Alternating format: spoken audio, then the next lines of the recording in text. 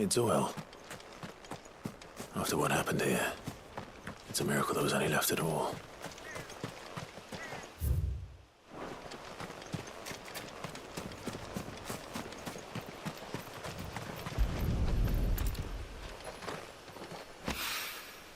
This should be enough.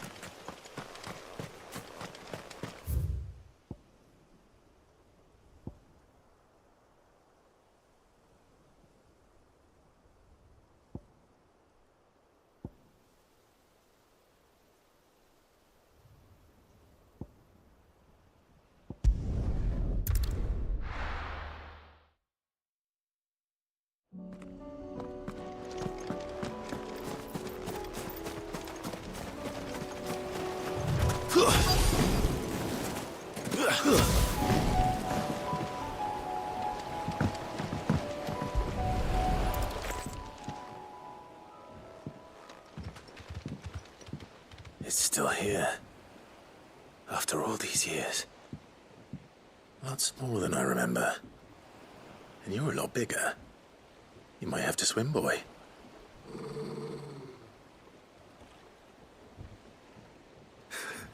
I wasn't being serious. You two go on without me. I doubt that boat will hold a third. If you're sure, we won't be long. Hop in, boy.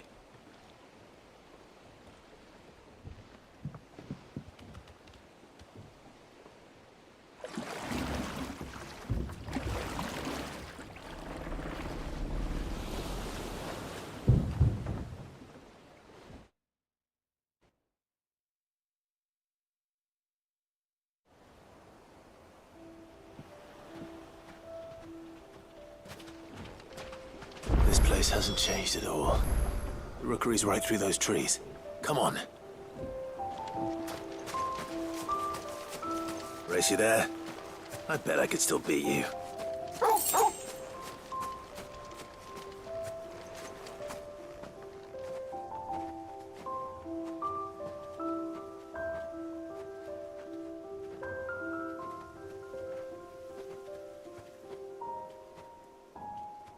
Here we are.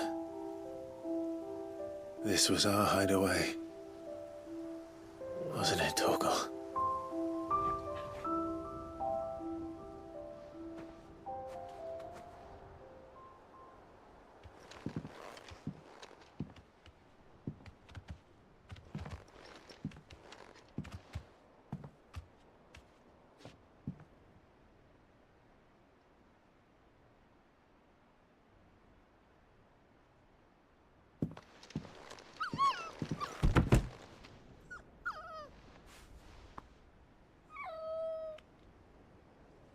Coming here helped me to forget who I was. Or wasn't. Prince, shield. Son his mother could love. Had I been any one of those things? Perhaps.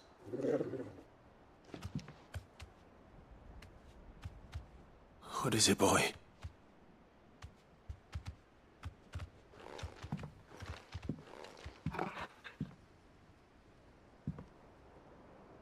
This is all from the castle. And Phoenix Gate. Did you bring these here? My sparring sword.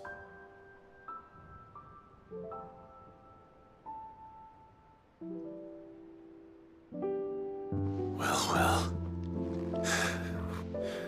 You never stopped looking for me, did you, boy?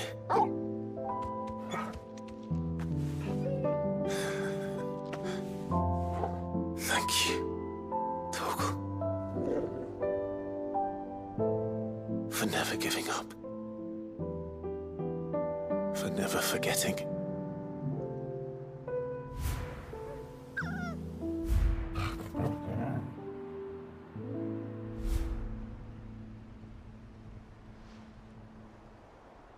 Let's take this with us, shall we? So I don't forget either.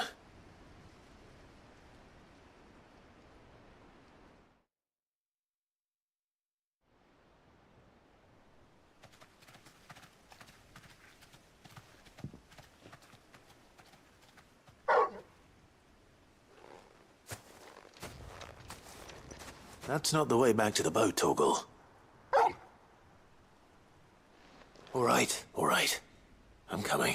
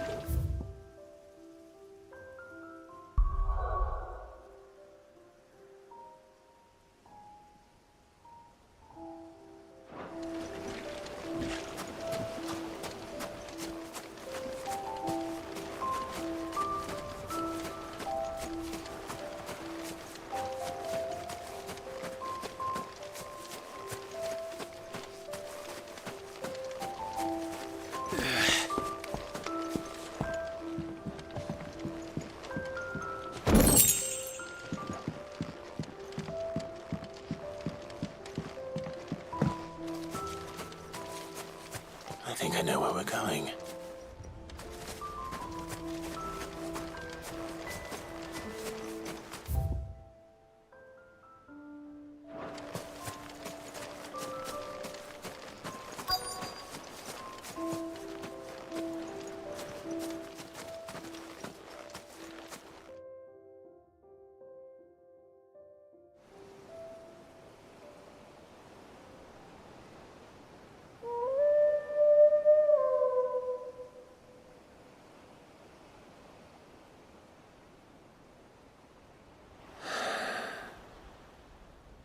People always talk about the importance of putting the past behind you.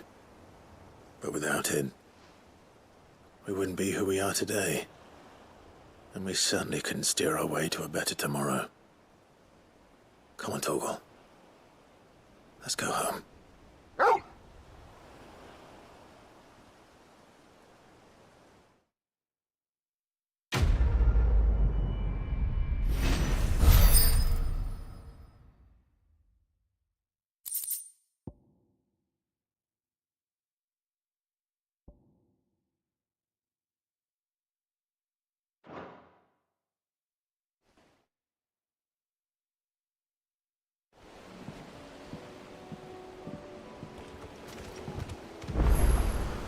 Sorry for the wait. We're ready.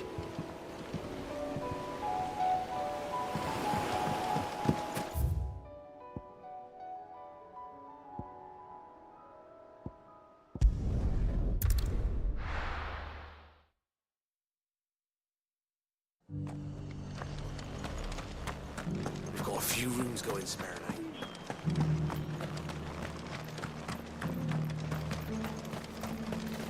How do?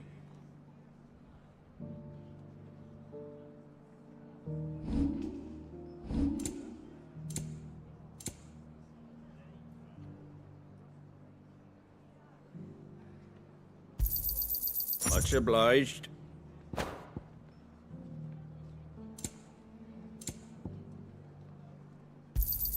Thanks very much. There you go.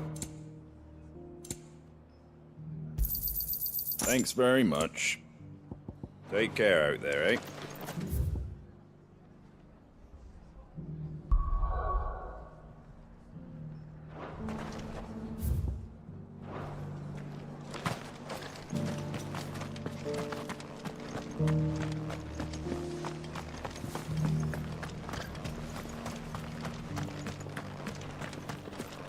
I'd build a barricade so sturdy, even a bandicoot.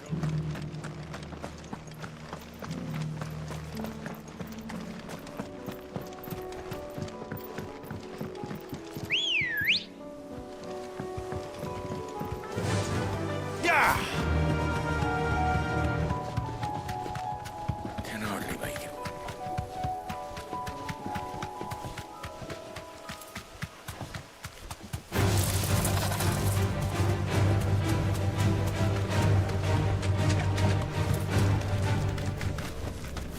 Be safe.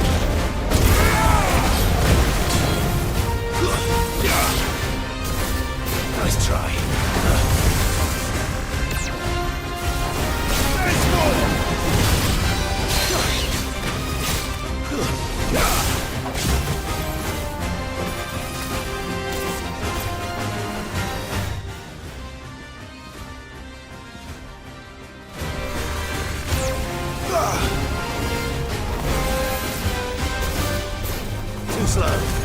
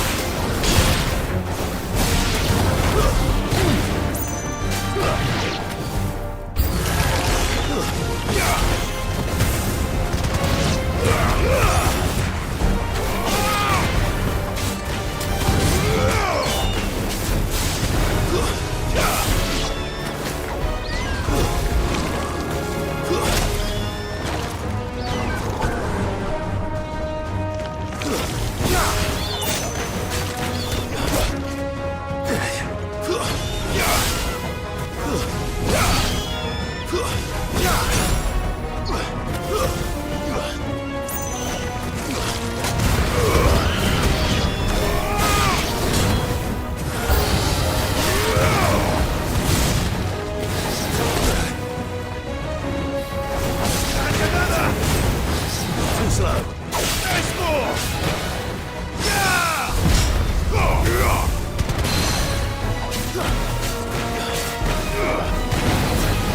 Right.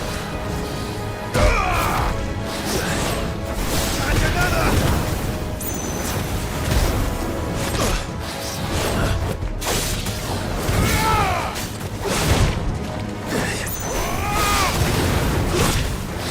Too slow. Nice more!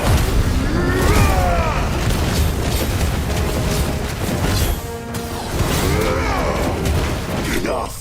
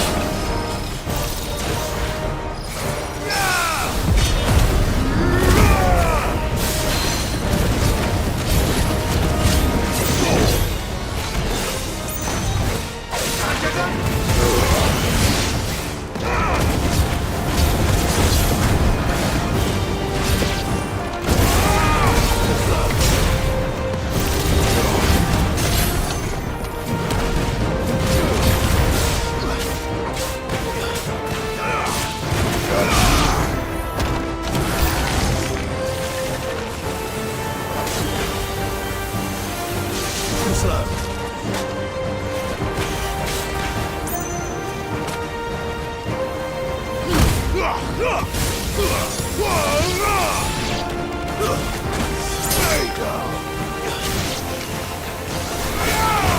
Let's try.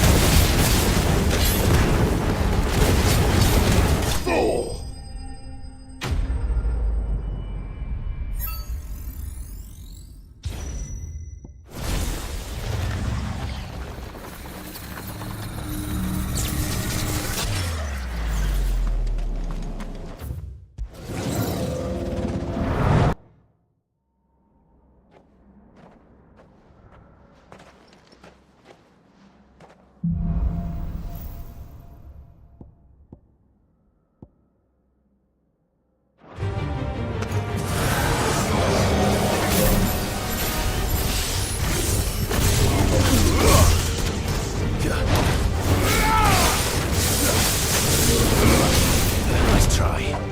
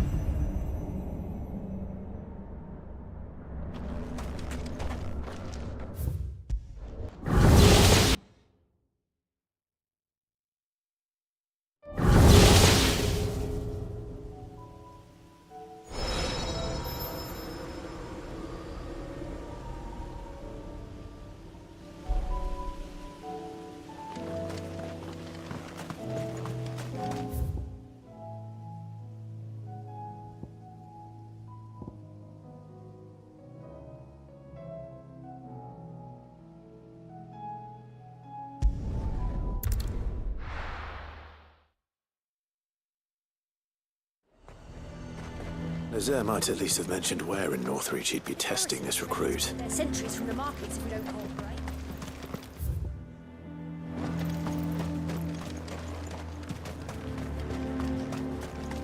A fortress?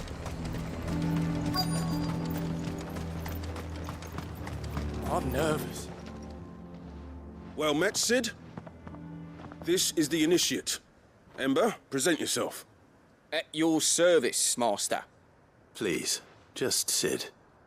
There are no masters here. Your life is your own. Oh, of course.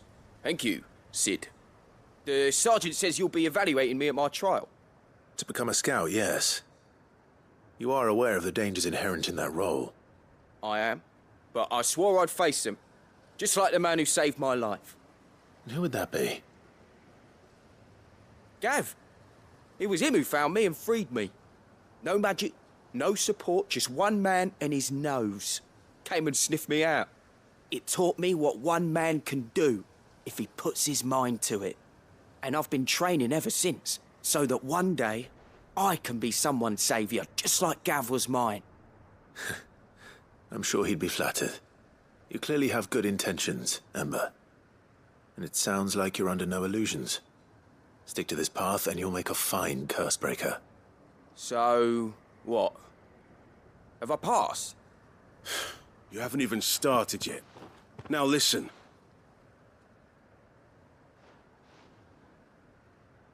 Not far from here is an Imperial lookout, Eastwatch. The guards there record all their sightings in a logbook. You are to find it and bring it here. And bring it here, right.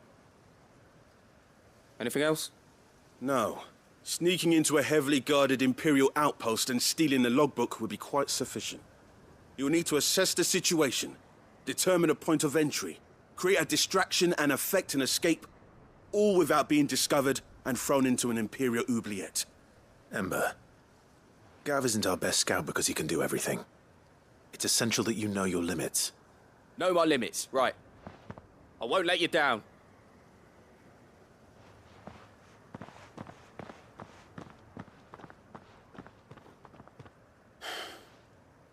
It shouldn't be as dangerous as I made out. But keep a weather eye on him all the same, would you? On my way. All right, Ember. Impress me.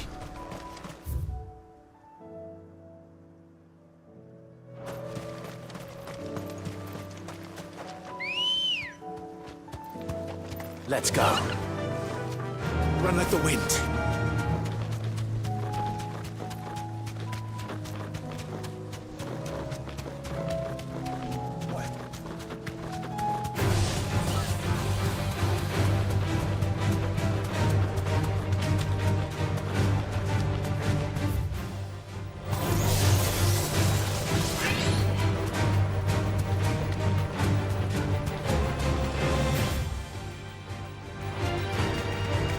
Clean kills. Perhaps young Ember really is ready. Or maybe not.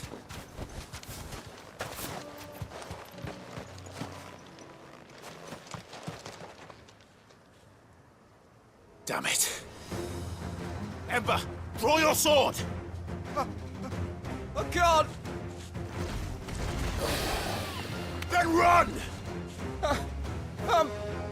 If you want him, you'll have to go through me.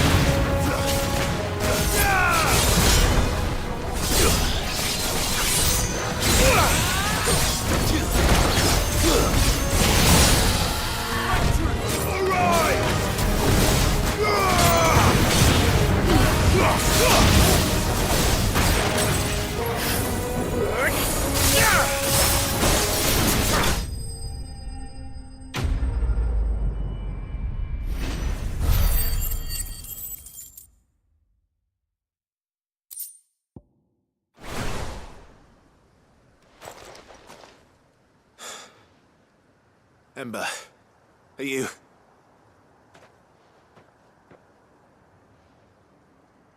Gone.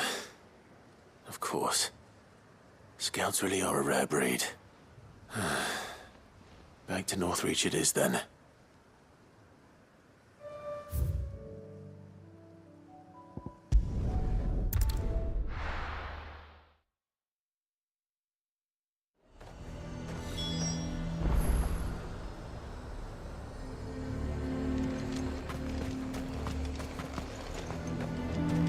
A fortress? And who'll pay for that?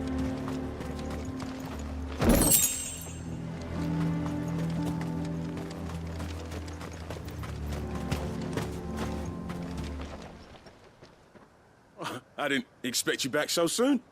Where is Ember? How did he fare? I thought I'd find him with you. He must have fled. I followed him to Eastwatch, where I found him being set upon by a wild Avis. He was just standing there.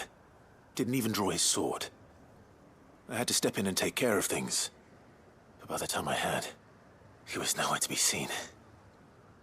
I assumed he'd set off in your direction, but apparently not. I'm sorry, Sid. I knew the boy had a nervous streak, but he seemed like... The right man for the job? I believe this is the logbook you tasked me with retrieving. Eh? How did you... Don't you tell me you breached the tower while Sid was busy saving your skin. What? Wasn't that what you asked me to do? To bring the thing back without getting caught? He has you then, his heir. And he did it all on his own. But Sid, he did what he thought was best. And now I have to decide whether I agree. Of course. We'll await your evaluation back at the hideaway. Don't you leave my sight. Yes, Sergeant.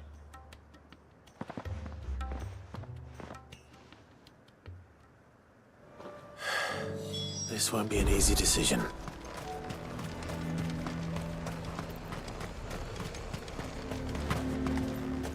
The garrison is threatening to pull their sentries from the markets. I would speak with this Duke. I saw the captain just now. Your town needs you.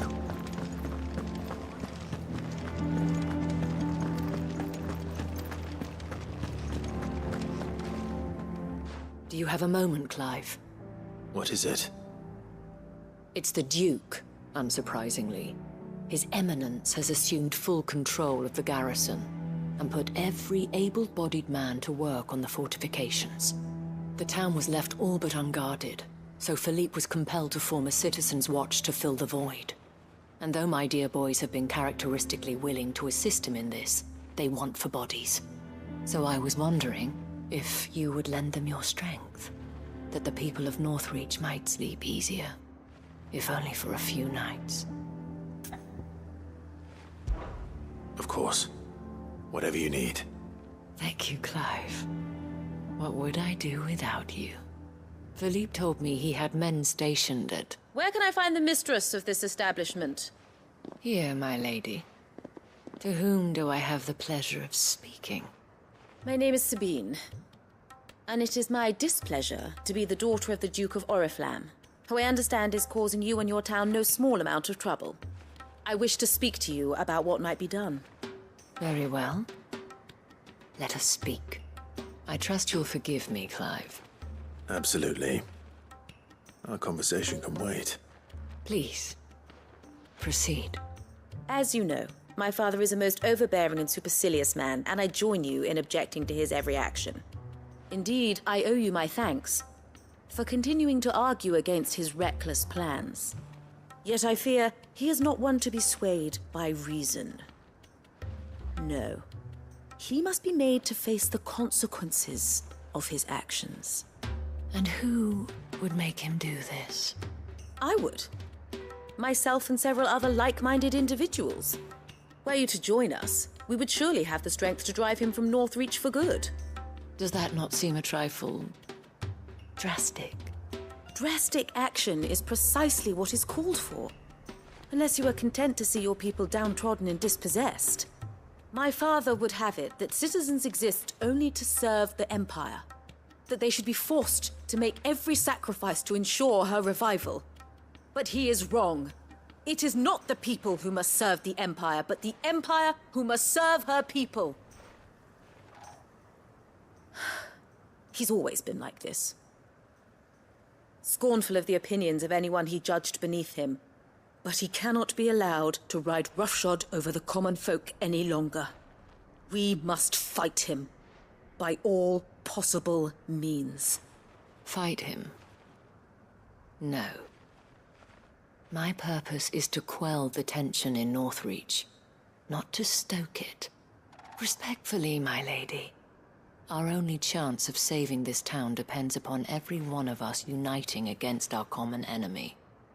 Your father and his followers included. While I understand your frustrations, I cling to the hope that he may yet be won round.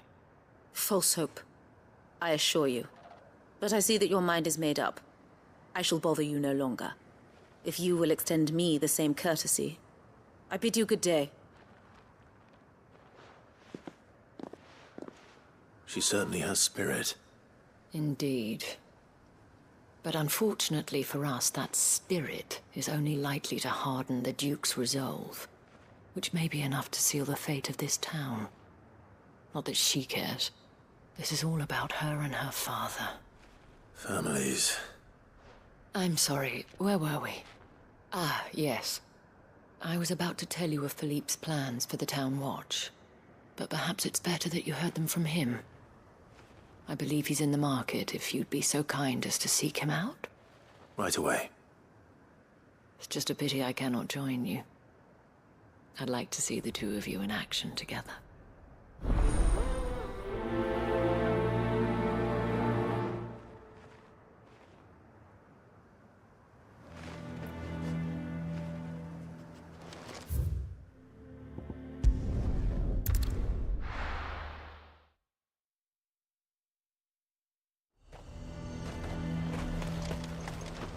What can I do for you?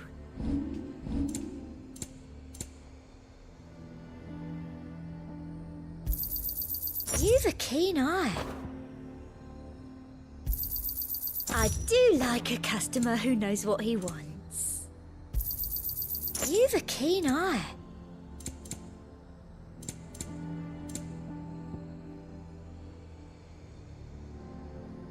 I'll be here if you need me.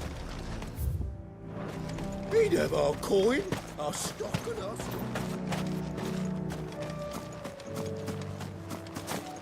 So you are content... Please, I beseech you. If you are a true son of Northreach, you must fight to defend your home. That's exactly what I am doing, milady. Or trying to, at least. The land is crawling with fiends, and someone has to keep watch. Even when our true enemy is hiding in the garrison? Fine. You're not the only able-bodied man in Northreach. Thank you so much for your help.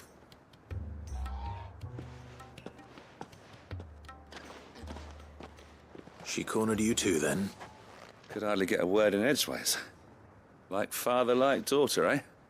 She made an uninvited appearance at the Vale earlier, hoping to convince the Dane to join her in fomenting rebellion. I bet that went well. Her ladyship seems to have a way with people. Anyway, what brings you here? Our mutual friend thought you might welcome some help. Oh, she did she? Right as always. In fact, you're just the man. We've had some reports, you see. Sightings of, you know what. They're back. Seems that way. All over, too. We haven't been able to confirm anything yet, but if you're willing, you could go and see what's what. Right. Where should I look? You know Grieger's Weep?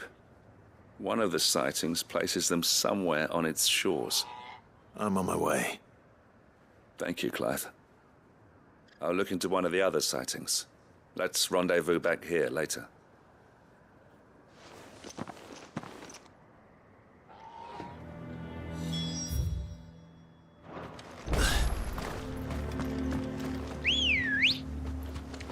Come on. Faster!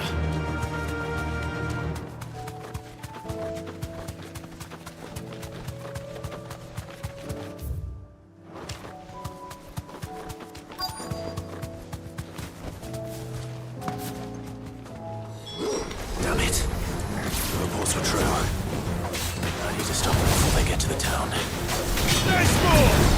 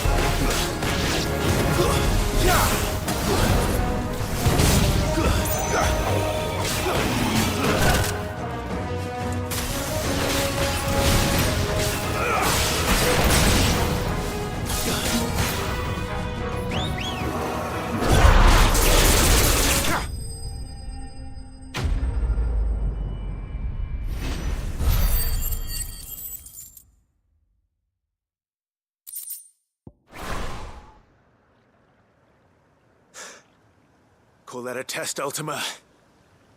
Clive, it's me. Are you all right? I am. But it seems the reports were true. The thralls have returned. I dispatched the few that I found, though.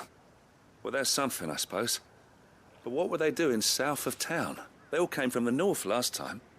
We might be able to fend off an attack from one side or the other, but from both? Do you have eyes in the north? Some. I should probably go and have a look, though, just to be sure. You head back to Northreach. I want you there just in case war breaks out while I'm away. What do you mean? Her ladyship's been busy working her magic on the townspeople, stirring up ill feeling towards her father. She'll have her marching on the barracks if we're not careful. What? This is exactly what the Dane was afraid of. I'll do what I can to calm things down. Be careful out there, all right? Don't worry, I'm not like you. One sniff of those things and I'm running back to town screaming blue murder.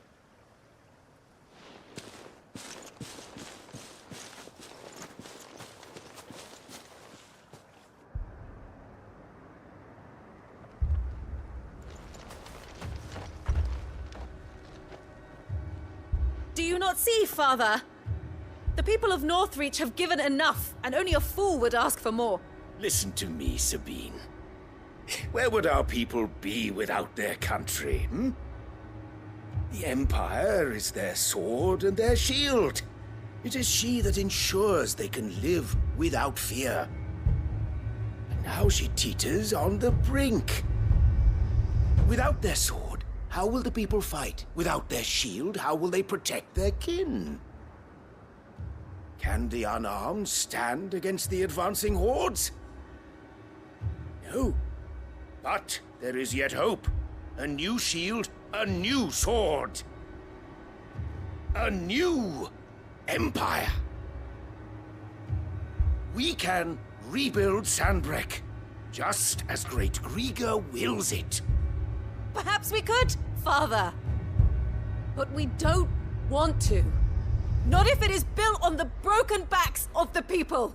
Please, let us not quarrel in the street. You must see that no good will come of this. Our fight is not with each other, but with the threat that draws ever closer to our gates.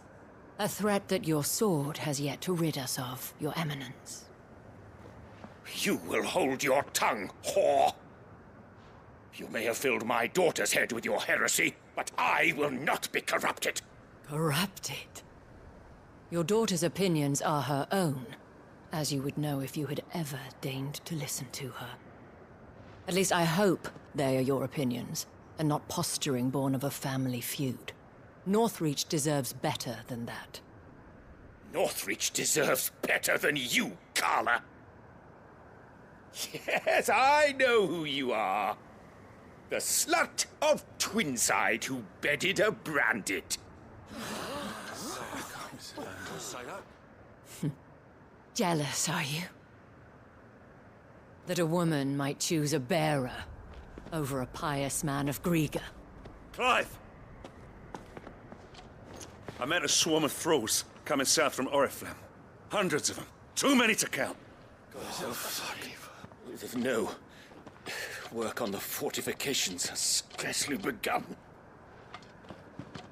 We will retreat to Caer Norvent and there make our stand. Did you hear me? That was an order!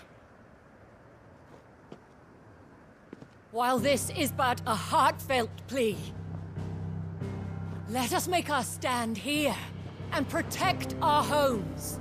Protect those that we love. Together, for Northreach!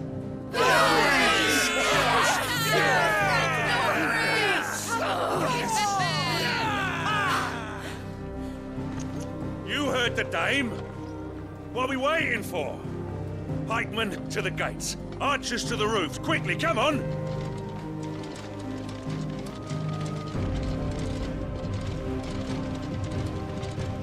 But she is but a common whore, yes. And we'd follow her to the gates of hell.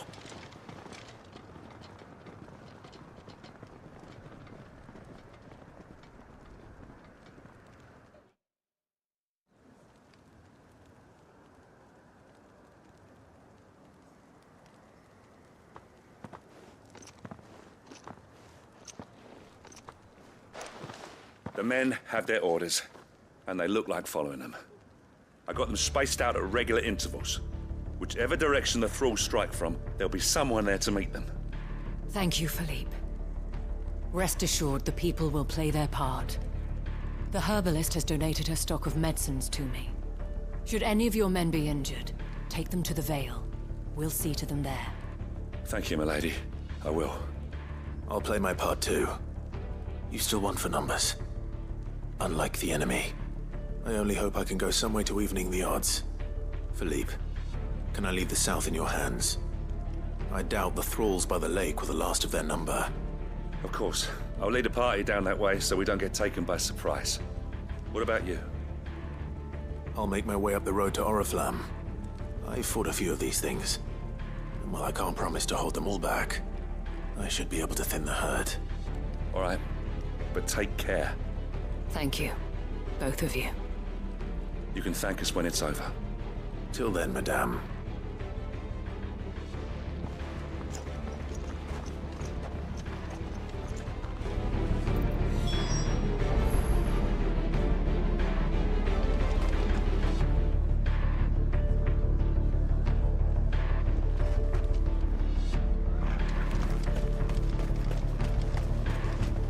Merciful creature, wherefore would you forsake me? Father.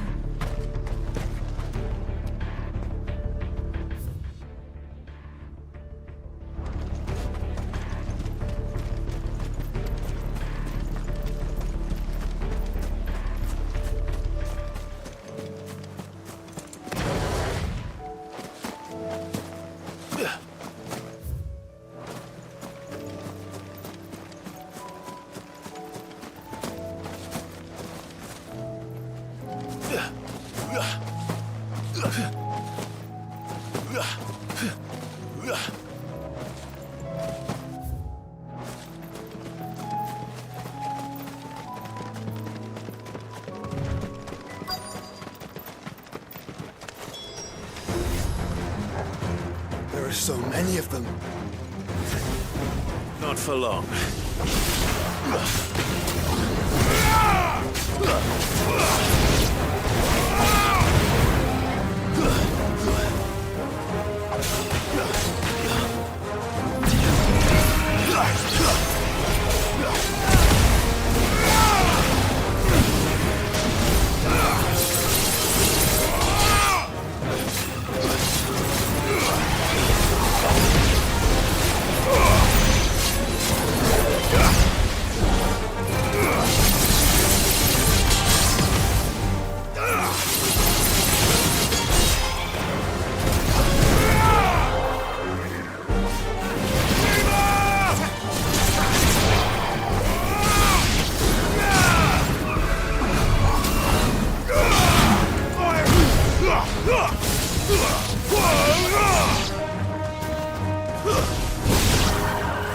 Is it over?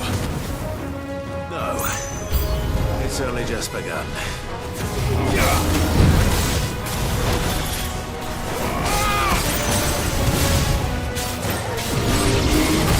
Let's try.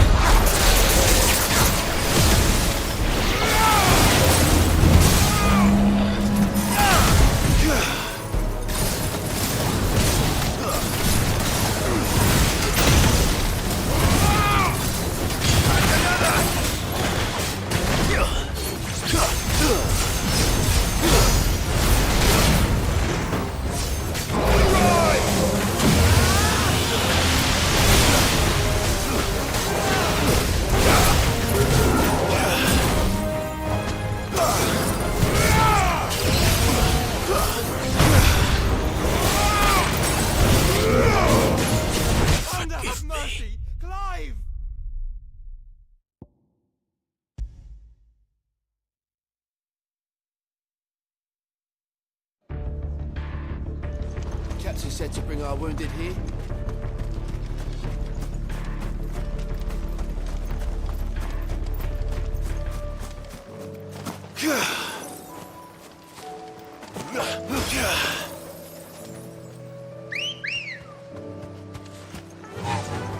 Faster!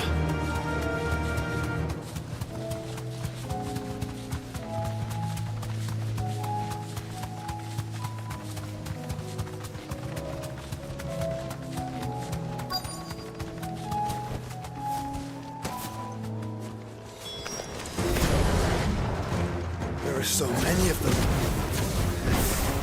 Not for long.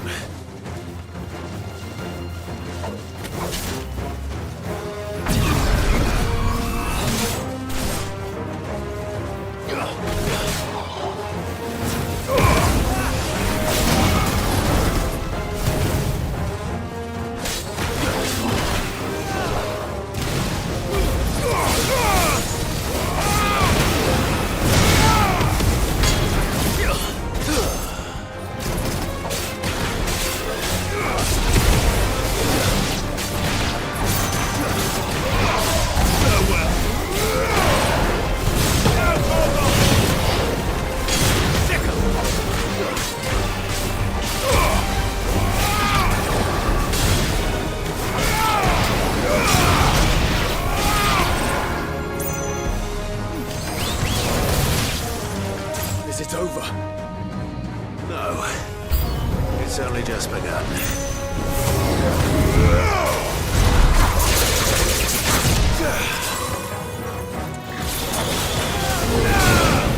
Slow.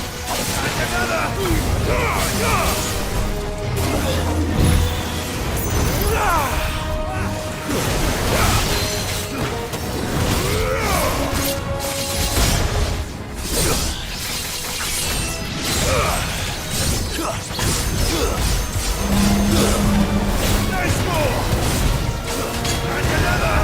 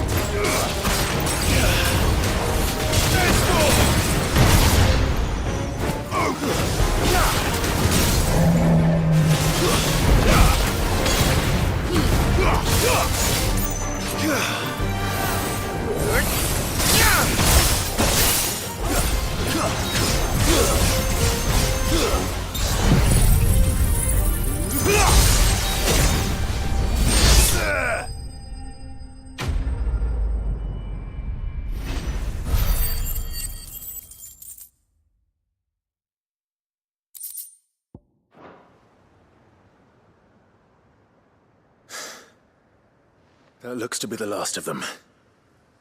I wonder how the others fared. Better hurry back to town. Come on, Torgal.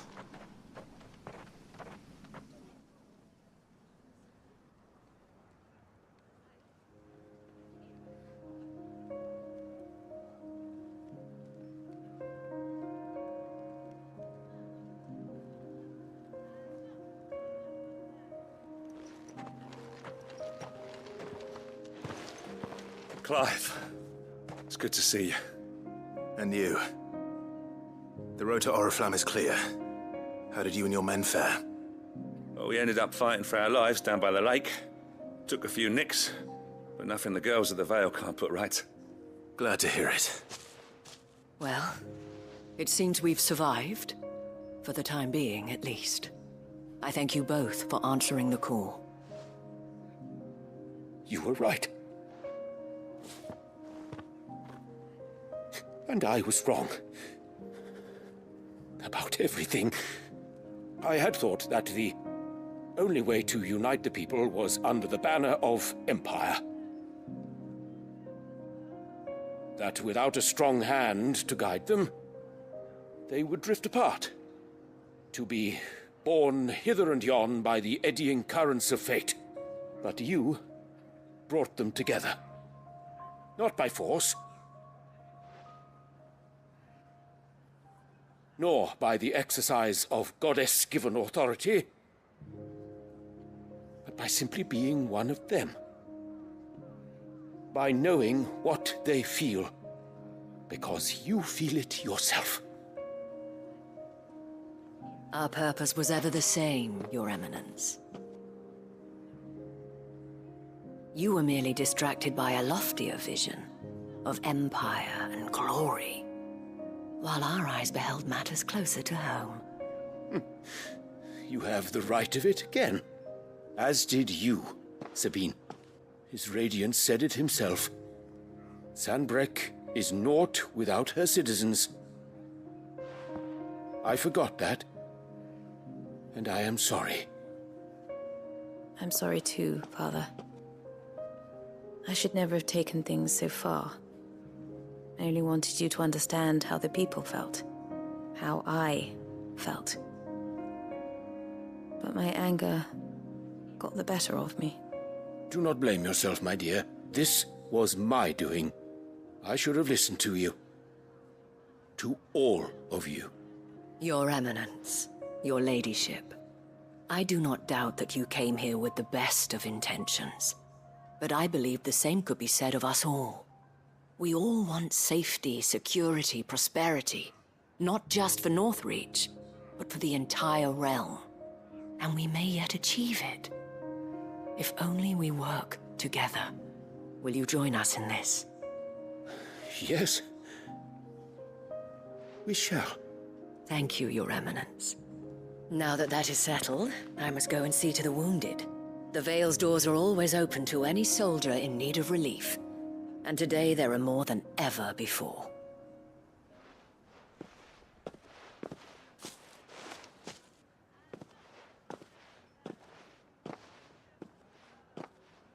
Madame Isabel is a rare soul indeed.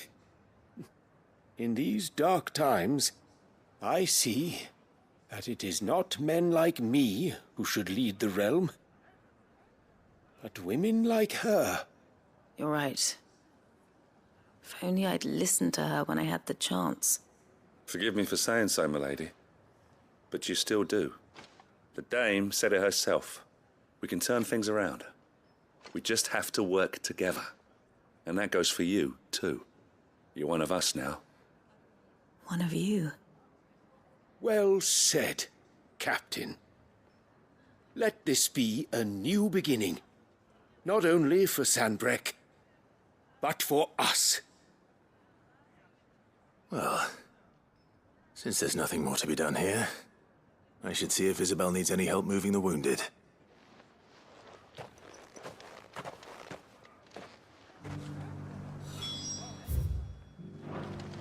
Can we get you anything?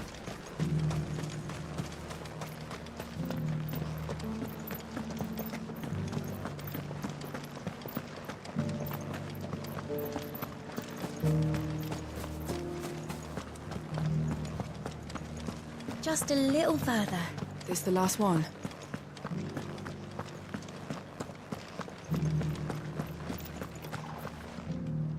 How goes the treatment of the wounded? I'd be happy to man one end of a stretcher if it would help. You've helped quite enough for one day, Clive. Thank you. Don't mention it. Oh, but I must. After all you've done for this town, it is the very least you deserve. Tell me, if Northreach had fallen, what would you have done?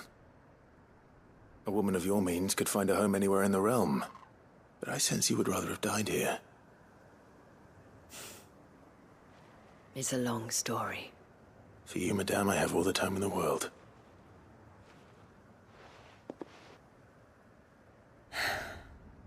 Very well. Long ago, I had a life in the Crystalline Dominion. I was Carla then, courtesan to the nobility. So sought after was I that it was only they who could afford my time. Alas, those halcyon days were not to last. For naive as I was, I fell in love with a bearer. He was my master's guard, the gentlest man I have ever known. After they discovered us together, he was whipped bloody and forbidden from ever looking at me again. And so we fled. Not that we had anywhere to flee to. We wandered, aimless and starving, half dreading, half praying that the next day would be our last. Until we found ourselves here, in Northreach. It was the Vale that took us in, that fed us, clothed us, and healed our hurts. Those that could be healed, at least. My love was already too far gone. He passed away. He did. Not long after we arrived. But at least we were able to share a few moments of peace before the end. It was the greatest gift I have ever received. But the generosity of this town and her people did not end there. The men and women of the Vale supported me through my grief. Shared in it, though I was still a stranger to them. They treated me like a sister.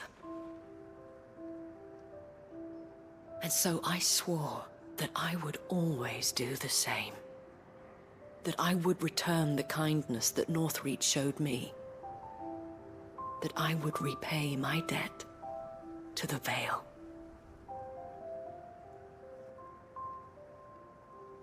Thank you, Isabel, for sharing this with me.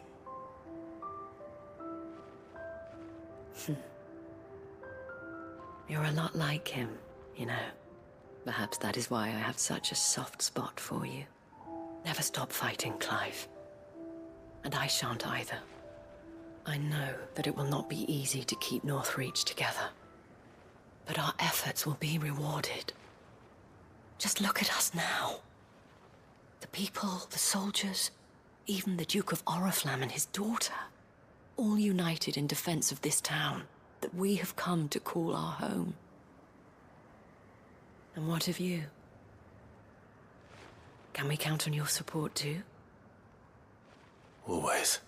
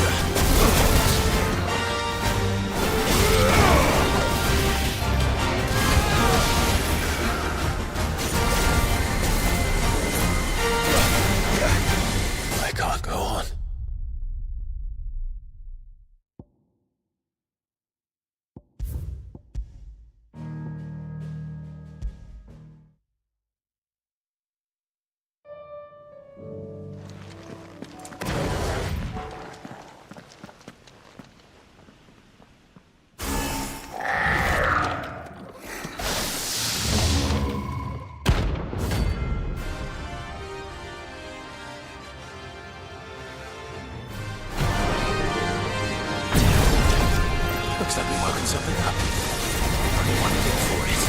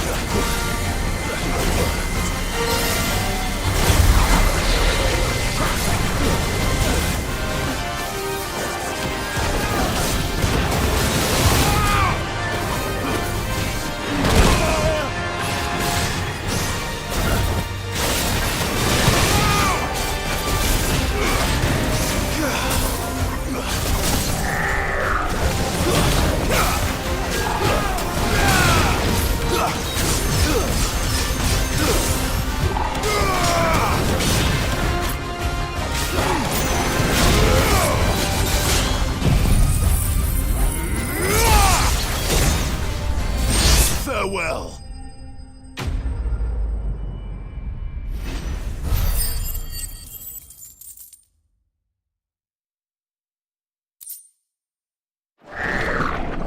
Sweet dreams.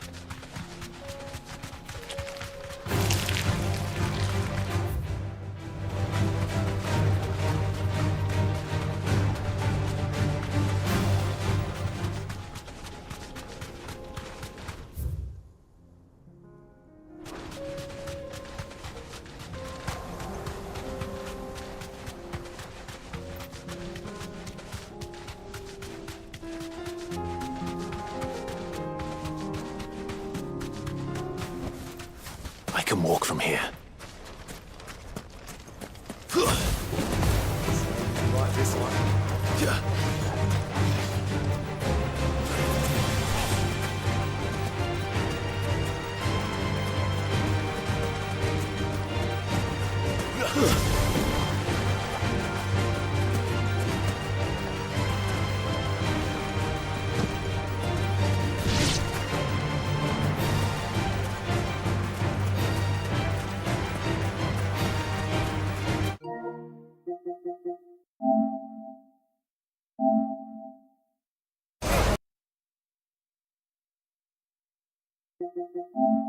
Help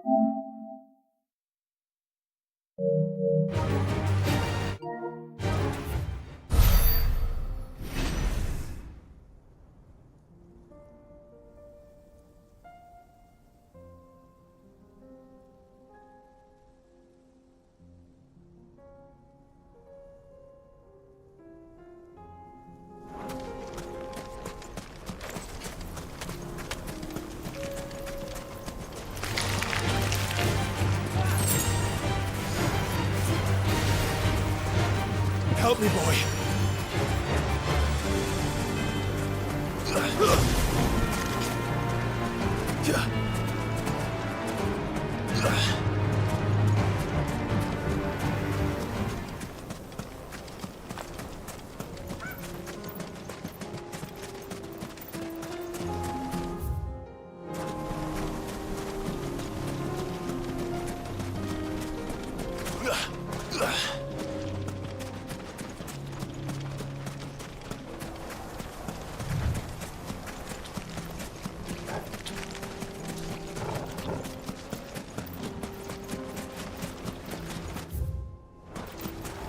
Caution, brother.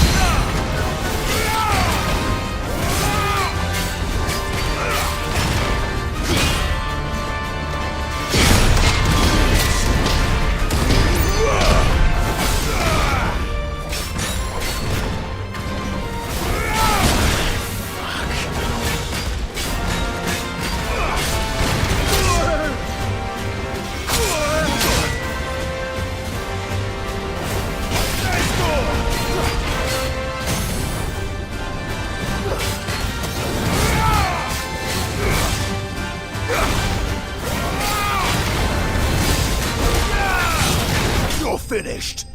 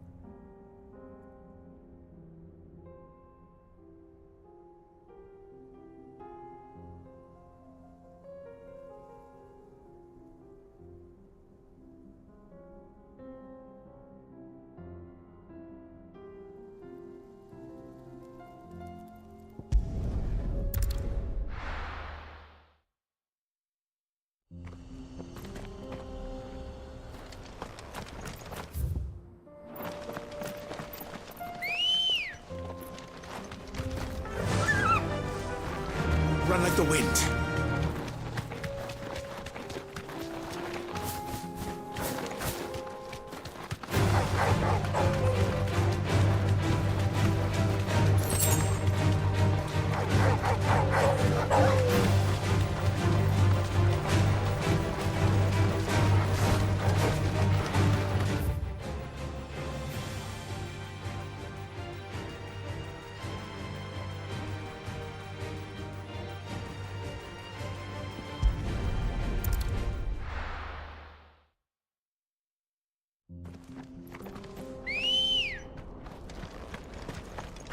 Come on.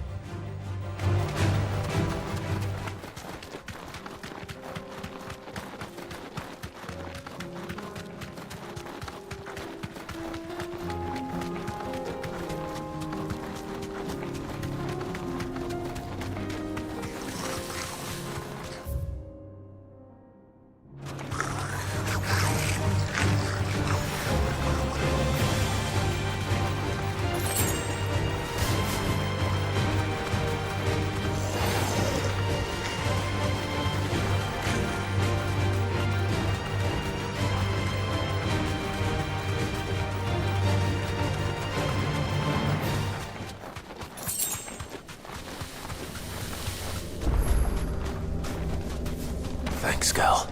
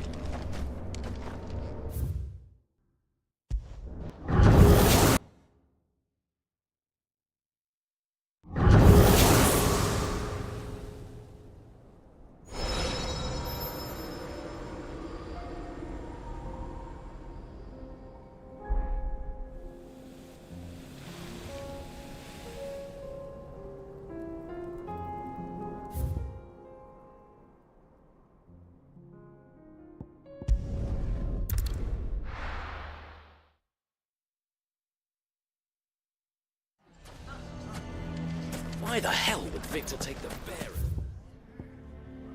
side?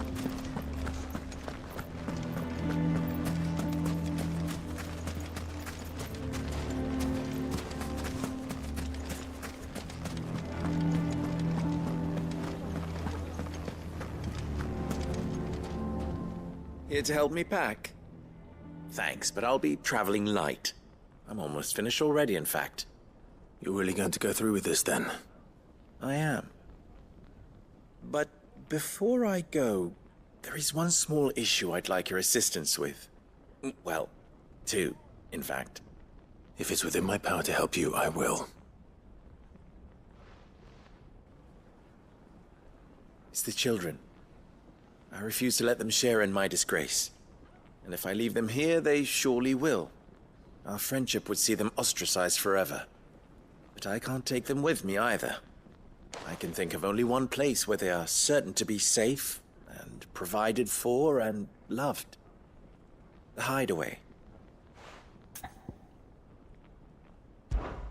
Of course.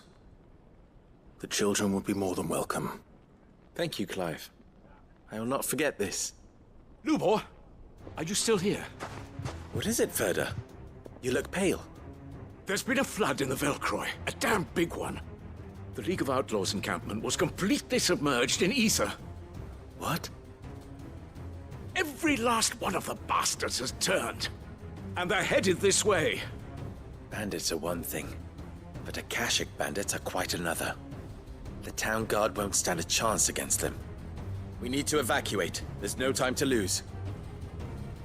Ferda, gather the men. The Akashic may strike at any moment. We must make ready to cover the townspeople's escape. Well, what are you waiting for? Yes, my lord. Clive, change of plan. The children stay with me for now. I need you to find Conrad and Natalie. Tell them to prepare for a full and immediate evacuation. Understood.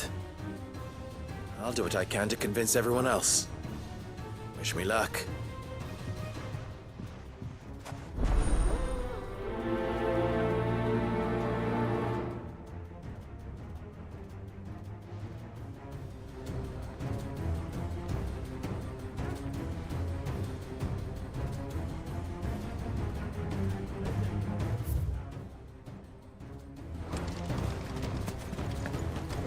You have to listen to me.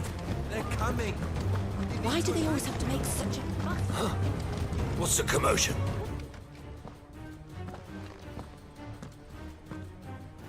Ah, it's you. What do you want, Lord Underhill? To pass on an important message. There's been an ether flood out in the Velcroy. The camp where the so-called League of Outlaws were gathering has been swallowed. They're no longer just bandits. They're Akashic now, and they could be here at any moment. You need to begin preparing for a full-scale evacuation right away. Oh, do we? And who was it who gave you this disturbing news, might I ask? Lubor, perhaps? The man spreading the same poison out in the square as we speak. You may believe his lies, my lord, but we know better. But why would he lie about something like this? Some twisted attempt at revenge, perhaps. If he had not been unmasked, he may well have been elected our leader. A great honor for one of his kind. One he might well feel aggrieved at having been denied. Lord Underhill, forgive me, but it has become all too evident where your sympathies lie. Lubor cannot be trusted, and neither, therefore, can you. You may not trust me, but for the sake of your people, ask yourselves if there is any chance that this is true. There isn't. You can be certain of that. Now be off with you. You're making a mistake. Come, Clive. If our words will not move them, then we must find another way to help save the town. You're right. Let's speak to Lord Ferda. Coming! You need to evacuate! I think we'd better shut up. What's Lubor raving about now?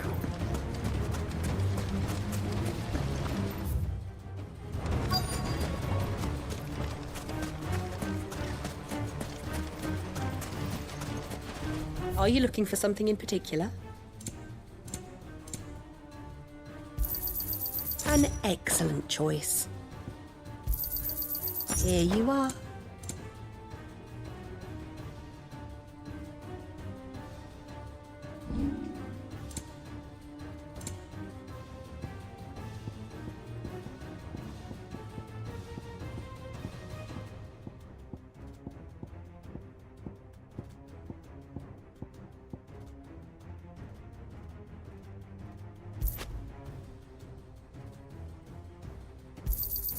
Pleasure trading with you. Thank you kindly.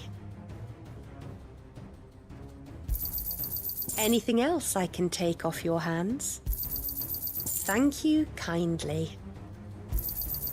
Pleasure trading with you. Thank you kindly.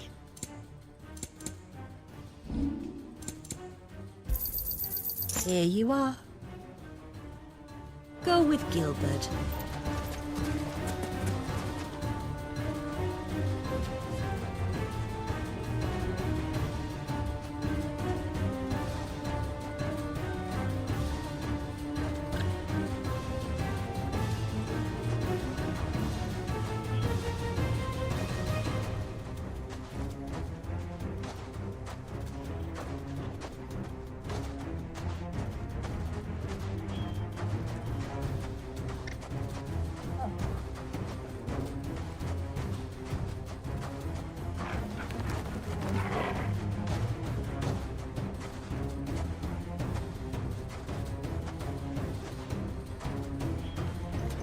Lord Furder. Sid, what's wrong? I went to warn Conrad and Natalie about the Akashic, but they wouldn't listen. They've convinced themselves that nothing Lubor says can be trusted. The bloody fools. Which means the town guard can't be counted on for support. But I can. If there's anything I can do to help you defend Dalamil, you only have to ask. I appreciate it. Sid! Further! I've been looking for you everywhere. Victor? I thought you'd left. I couldn't abandon a friend in need. And Lubor is in need at this very moment. Come quickly.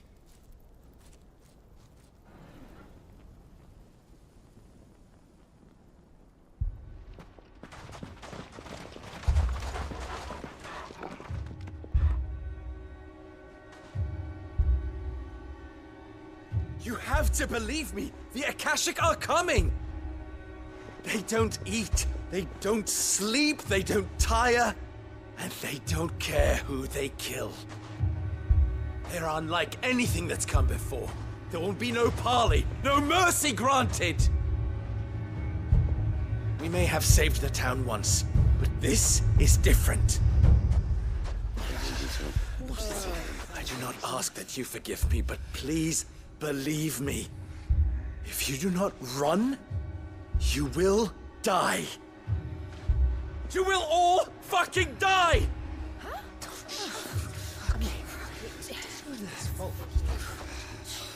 You'd like that, wouldn't you, bearer? Yeah, with us out of the way, your kind will be free to claim Dalamil for yourselves. You should run! Run, bearer! Yeah, run! Run! Far, far away! Run! Just go on. Yeah. Yeah. Yes! Go! Go on then. Go on! Go! Just go. Just go. Lubor. Wait. Someone's coming. Go. Go on. Stop! You're hurting him!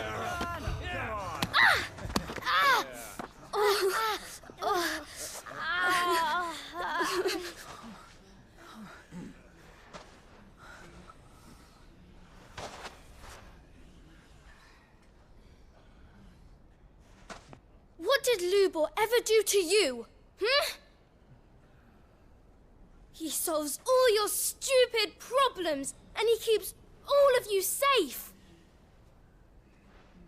You know there's nothing he wouldn't do for this town. Who was it who made that cleaver you use every day Conrad. And what about your counting table, Natalie? Who fixed that? Whose men make sure the streets are clean so all your boots don't get dirty? Who spends all day every day making sure things run smoothly round here? And none of you ever say thank you. Ever. But did Lubor ever complain? Well, does he ever stop smiling? He keeps this whole place going! And you act like it doesn't even exist!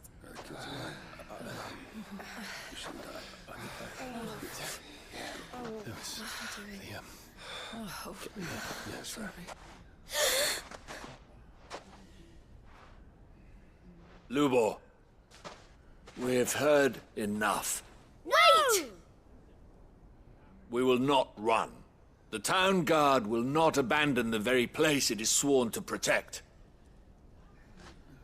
And I will not give up for lost the stores that we labored so hard to fill.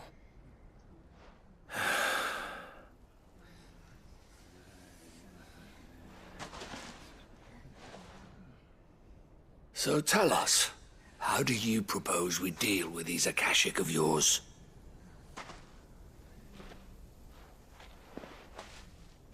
We won't run, but we will fight.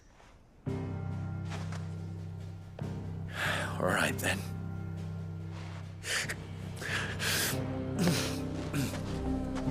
Fine.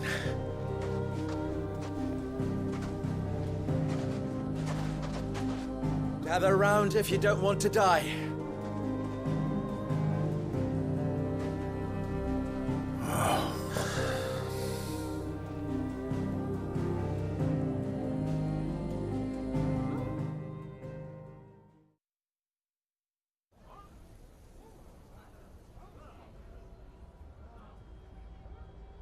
Allow me to explain the situation. The ether flood occurred near the village of Cheratina, deep in the Velcroy. The place had been abandoned for years, until the League of Outlaws decided to make it their base of operations. Now they're all turned, and if the scouts' reports are correct, heading in this direction. They are mindless monsters, driven only by hate and rage, and they are utterly unpredictable. With the bandits, we at least knew how and where they were likely to attack. When these creatures come, Dalamil will have the bitterest fight it has ever faced on its hands. The town guard will muster at the north gate. The rest of us will take the south.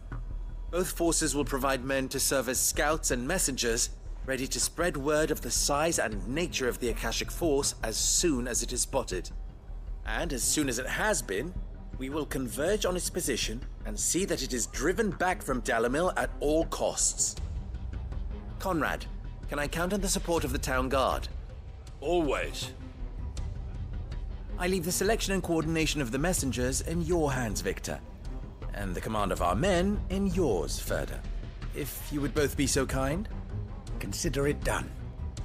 As you wish. Natalie, I would ask that you and your people have the townsfolk barricade themselves inside the bathhouse. And tell the merchant not to waste time securing anything beside the essentials. Preserving life is our one and only concern. As long as we survive, it doesn't matter what trinkets we might lose. Our riches can be regained. And if anyone doubts that, let it be known that the Briar's Kiss stands ready to cover any losses. Very well. I shall tell them. Where do I fit into this plan? Where else but the most perilous place of all? I would like you to travel to the home of our erstwhile League of Outlaws, Cheratina itself. The main host is most likely still there, and Dalamil will not be safe until it is eradicated, root and branch. A little gardening. How pleasant. I doubt it. I have a feeling these weeds will be particularly stubborn. Luckily, so am I. So you are. All right then, we all know what we have to do. Now it's simply a matter of doing it. For Dalamil.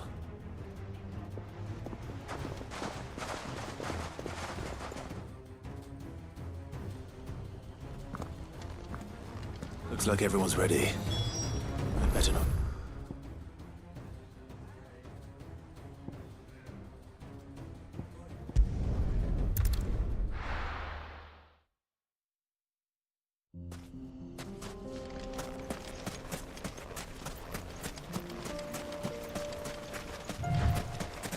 There it is.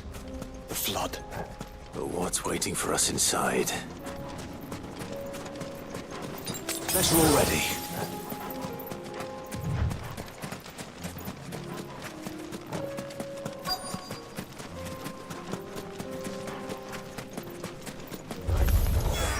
We can't leave a single one alive.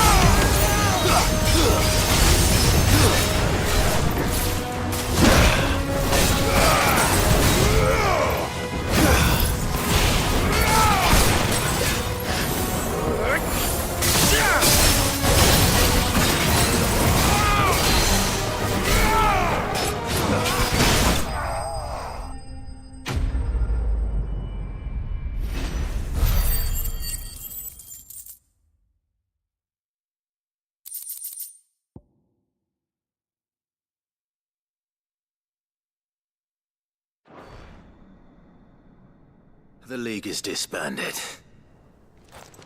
I should get back to Dalimil and see how the others fared.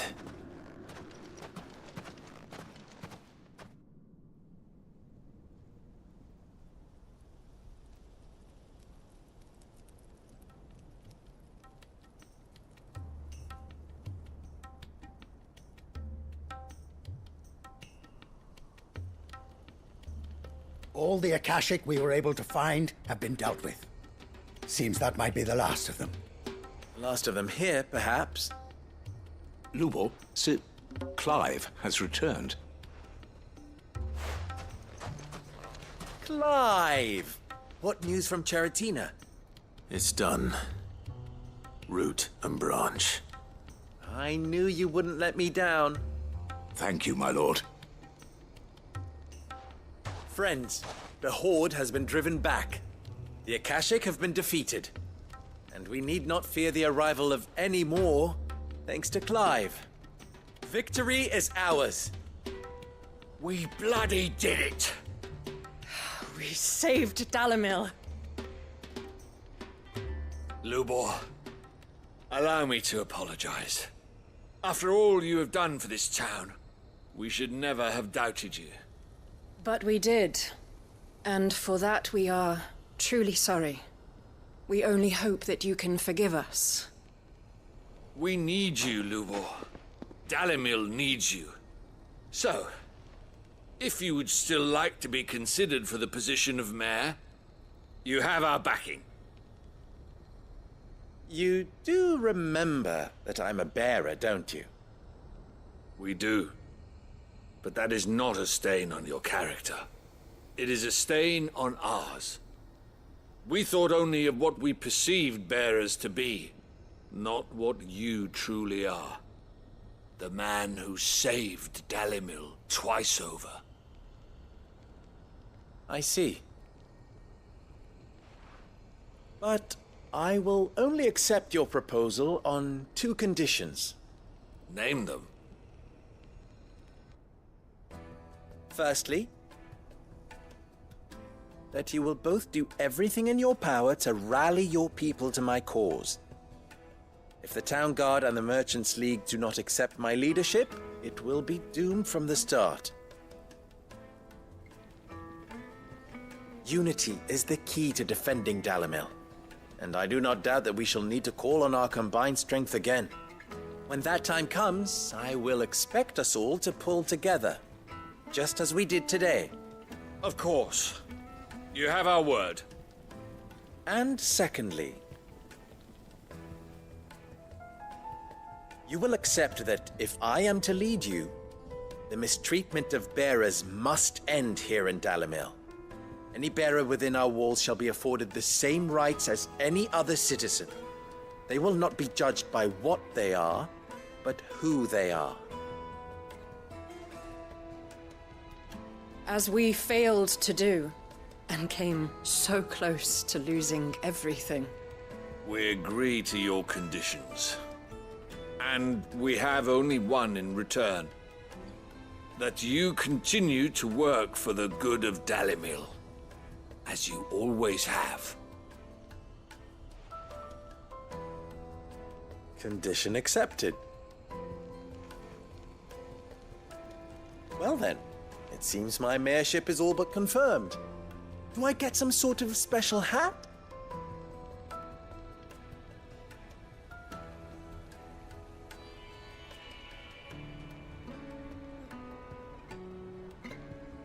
How fickle fate can be.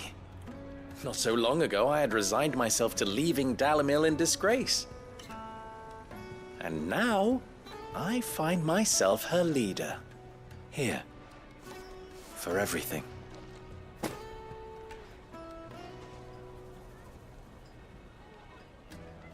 Lubor. About the children. Fear not. You are, of course, relieved of your responsibility. I would sooner face another horde of Akashic than see them brought up as outlaws. I'll make sure they're safe here. I don't doubt that you will. And not just the children, but everyone in Dalimil. I'll do my best. Can't have all your hard work going to waste.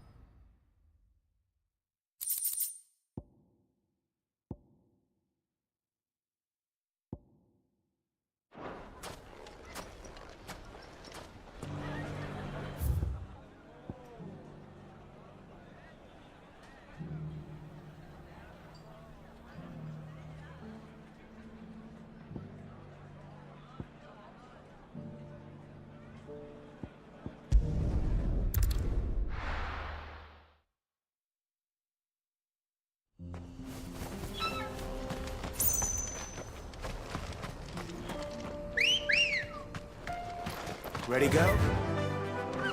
Yeah!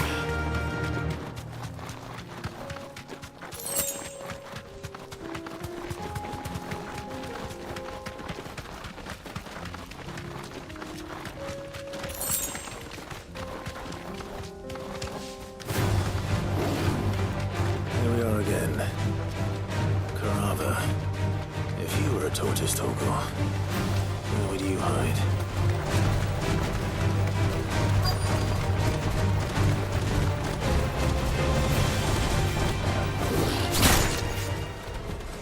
Looks like we found him.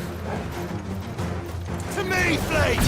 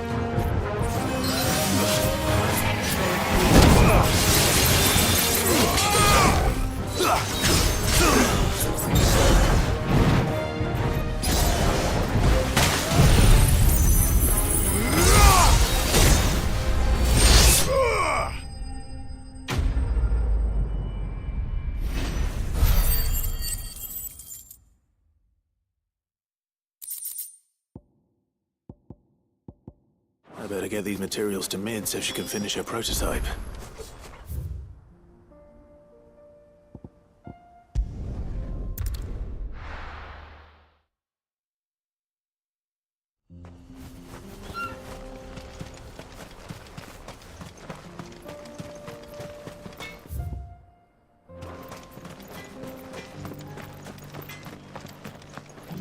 Would you like to see my wares?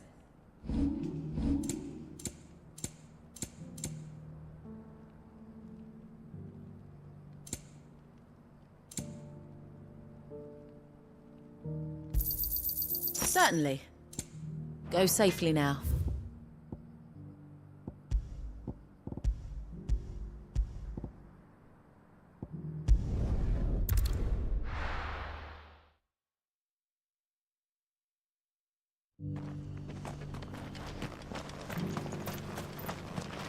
Are you buying or selling?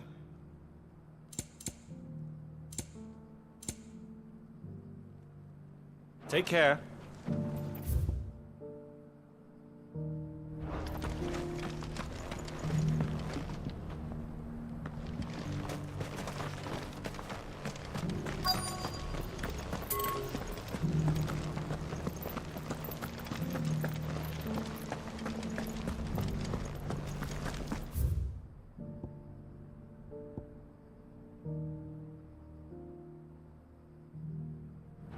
Here's the scraps you were after. Thanks. Can't do without leather if I'm to polish these stones.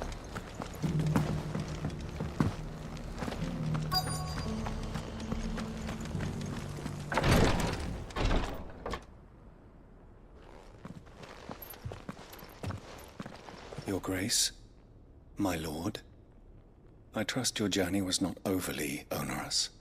Cyril, you found a letter from Father? Yes, I have it here.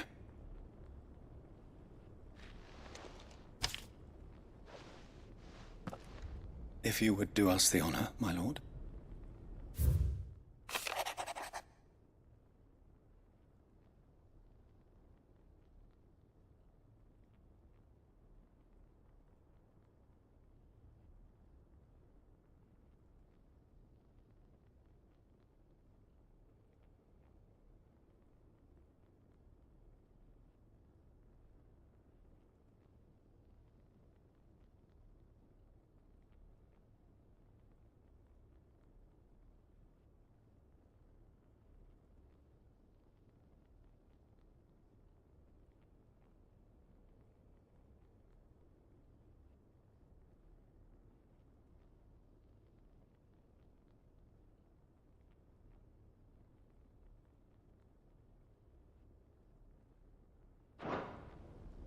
An inheritance. It would seem the late Archduke penned this missive shortly before his passing. The day before we left for Phoenix Gate. What are these plans he spoke of? His plans for the duchy, Your Grace. Your father entrusted them to my predecessor, the former bearer of the Burning Quill, who entrusted them in turn to me. The complete emancipation of bearers is their stated aim. But your father's dream did not end there. His Grace also spoke of building hospices to care for those stricken by the curse, and the founding of a new university to further the development of non-magical technologies. With the blight spreading ever more widely across the twins, Archduke Elwyn saw this as the only means of securing Rosaria's survival. He wished to see men and bearers treated as equals. To see centuries of common wisdom overturned. Small wonder he did not think it achievable within his lifetime. But he thought it achievable nonetheless. Had he not, he would never have written this message. Nor would he have entrusted his vision to his most faithful aides. Those who would have stood with you, shielded you from the machinations of the less benevolent personages at court. It's a pity only they are still with us. 'Tis true that those most loyal to your father were the first to suffer the Duchess's wrath. But one at least remains, and she has come bearing gifts. What do you mean? Mayhap it is better that she explain, my lord. After all, the duties entrusted to me by my predecessor extended only to recovering His Grace's will and arranging a meeting with the one who might execute it, or a part of it, at least. And where is this woman? She awaits you in the archive, Your Grace. Thank you, Cyril. Shall we then?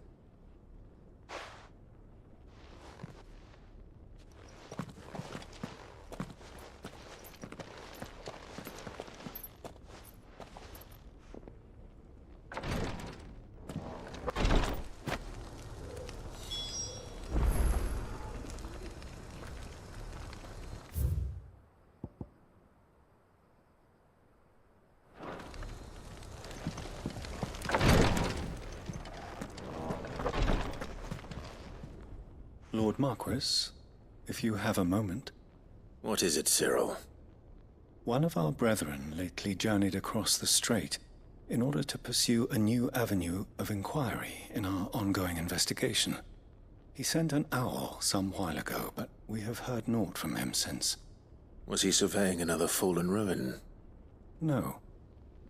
The object of his study was a savior cult that has arisen in Ash in recent years. We believe it may have some connection to the Circle of Malleus. an ancient religion that worshipped Ultima as its god. By gaining an understanding of this new faith, we hoped to learn more of the Circle's original beliefs. And so you sent one of your brothers to Ash, a continent teeming with orcs and Akashic. Fully cognizant of the risks, yes. I entrusted the mission to one of the most able of our order, the Third Chair, a master of the arts of combat and survival both. Though he has been silent for some days now, I have thus far refrained from sending any others in search of him, lest they be lost in turn. Yet, it seemed only right to inform you of the situation, given your unique experience of the perils of Ash. For as you so earnestly advised me, it would not do to abandon a man to his fate, when he might yet be saved. It would not. But Ash is a big place. Can you be any more specific? Perhaps. The last owl I received from him mentioned a village where he had heard the cult were wont to assemble. Mickleburg was its name. It lies in the southern reaches of Waloed. If aught ill befell him, I expect it did so there. Right. I'll see what I can do. You are much too kind, my lord. Go then, with my hopes, and may the Firebird's flame ever burn in your heart.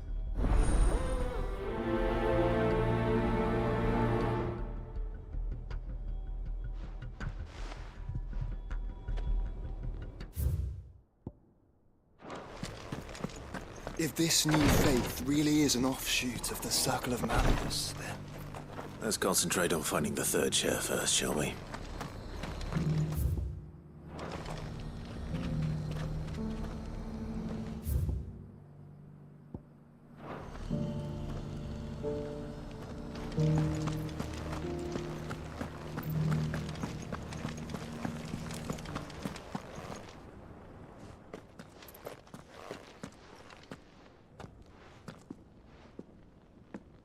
My lord, your grace. I hardly recognize you. I am Goditha, retainer of House Rosfield, loyal servant to the Phoenix and his shields. Your father, the Archduke Elwyn, entrusted me with the delivery of a gift. I only hope you can forgive my tardiness in bringing it to you. Lift up your head, Lady Goditha.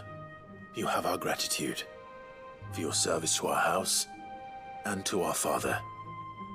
I merely did my duty, as any proud Rosarian would. My lady, perhaps you could explain a little more? What exactly is the gift you bring? As I'm sure you know, it has long been the custom for the children of House Rosfield to be presented with certain keepsakes upon their coming of age. Indeed it has. Our father often spoke of the day when our turn would come. And had he lived to see it, he would have presented you with the treasures I bear. Matching armbands for you both. Alas, he did not live. Indeed, he was taken from us even before they could be completed. He had intended to claim the Heartstone with which each armband was to be finished himself, but it was not to be. And his gifts remain incomplete. I see. It saddens me to bring them before you, as they are. It was your father's wish that you be presented with the finished articles, not these works in progress. But with his grace long since gone, and the stone left unclaimed, I had little choice. You are grown men now, and his house is yours. And while I would not presume to insist upon your claiming the Heartstone in his stead, I know that nothing would have pleased him more than for you to do so. Thank you, Lady Goditha. What say you, Clive? What else? Of course, my lady. May our father's will be done. Oh, I am much obliged. Do you know where we might find this Heartstone, my lady? I do. Though it may be a matter of a good deal more than simply happening upon it. It is found in the bellies of elder griffins, you see. We do at least know where to find one. A certain specimen has made its nest in Titan's Wake, not far from here. A certain specimen? You are most perceptive, Your Grace. In answer to your unspoken question, yes. In fact, this is the very same beast your father meant to slay. I have been tracking its movements since you were but a boy. Were you to slay it in his stead, as men of House Rosfield, it would surely make your father proud. What say you, Joshua? What else?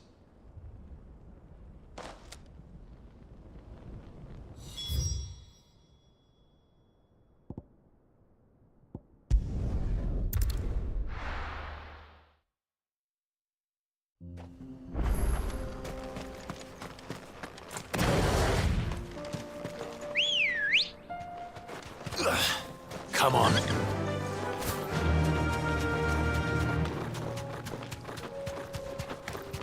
Eyes peeled, Joshua. You deserve a rest.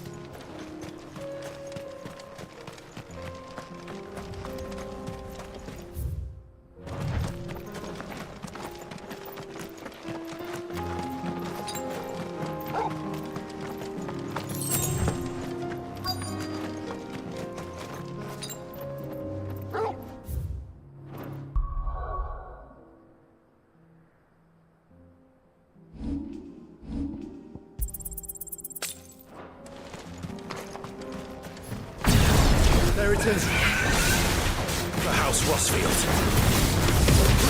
There's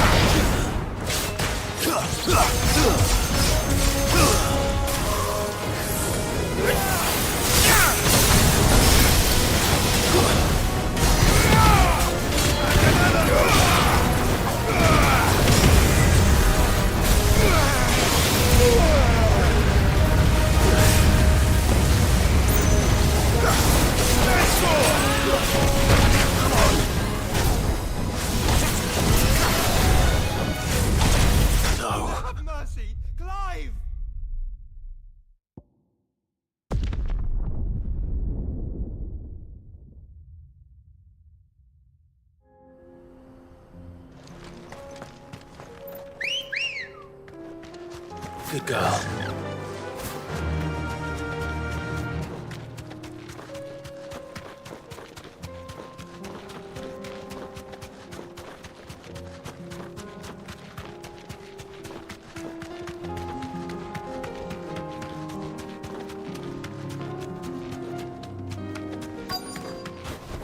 No holding back.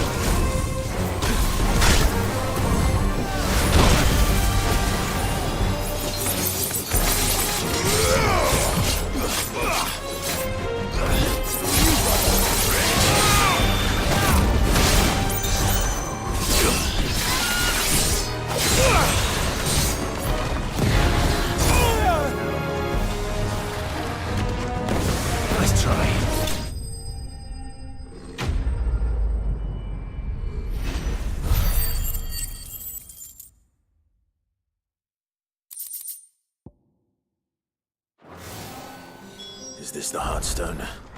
I expect Lady Goritha will know. Let's go.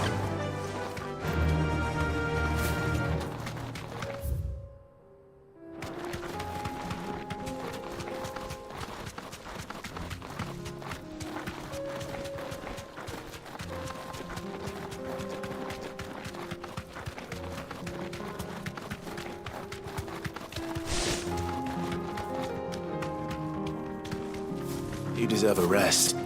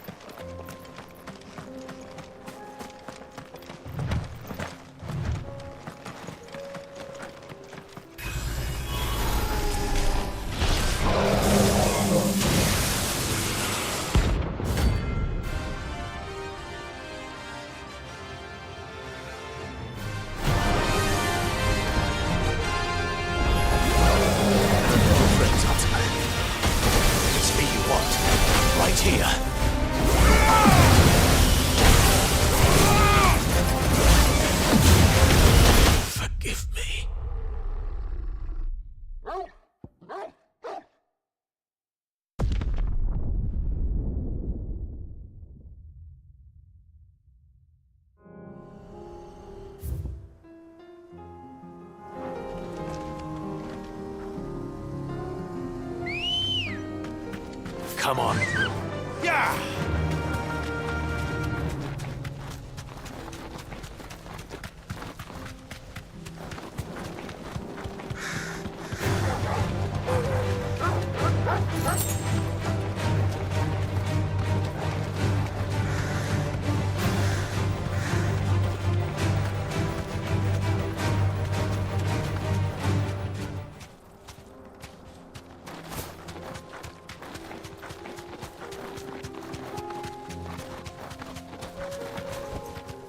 Be safe.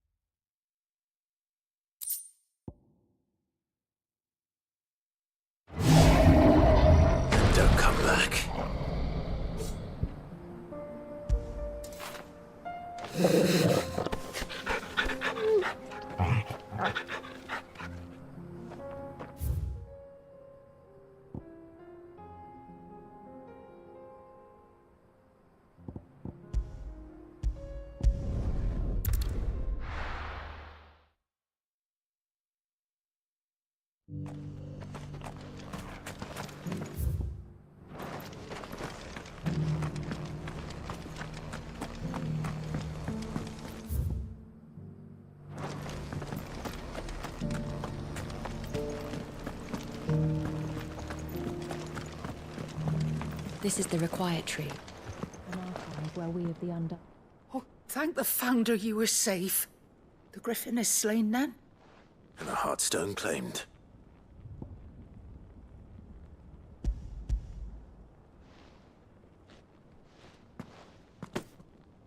Yes.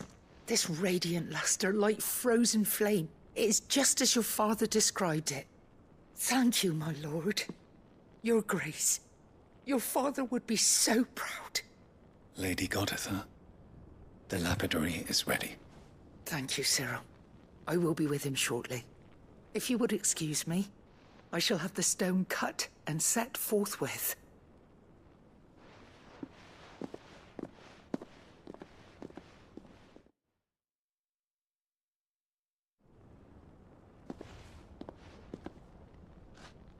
The armbands are complete. Pray, take them. They are yours, after all. Heartstone is harder and more enduring than garnet, or even ruby. It symbolizes unwavering will and devotion. And the graven vines encircling the stone represent the unbreakable bonds between you. It's a message. Father knew we had enemies both inside and outside the duchy. Enemies who would thwart his vision. Only with unwavering devotion would it ever be realized. And only if we stood together, as Phoenix and Shield, as brothers in arms. Only then might those enemies be overcome. Indeed. His Grace knew the enormity of the task he would entrust to you, his heirs.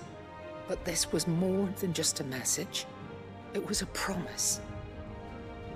That he would always be with you. Thank you, Lady Goditha, for remaining the steadfast custodian of our father's will. Forgive me, my lady, but there is something I don't quite understand. The Undying told me that after Father died, Mother claimed all of the ducal treasures for her own. Even if the armbands were incomplete, she would surely not have overlooked them. So, how were you able to keep them from her? Because I was the keeper of the vault. Though I was but a lowly servant, your father spoke to me of his intentions for the bands, of the deep love he had for both of you, and his hopes for your future. In the days before the disaster at Phoenix Gate, I discovered that the Duchess had ordered her jewelry be sent away from the castle. It was then that I knew she meant to betray us. I tried to warn your father, but it was too late. When word of the fire reached Rosalith, I knew my time was short. So I took up the armbands and I fled into the night. And thank the Founder you did. Yet my duty to your father was incomplete. Not knowing what else to do, I followed the Griffin, thinking I might claim the Heartstone on its passing. And so my pursuit continued, until Lord Cyril appeared before me. He informed me that His Grace's will had been recovered, and that his sons were alive and well. Lady Goditha, on behalf of my father and all the people of Rosaria, I thank you for your loyal service. As do I. Thank you, my lord. Your Grace, for coming back to us, for giving my service meaning.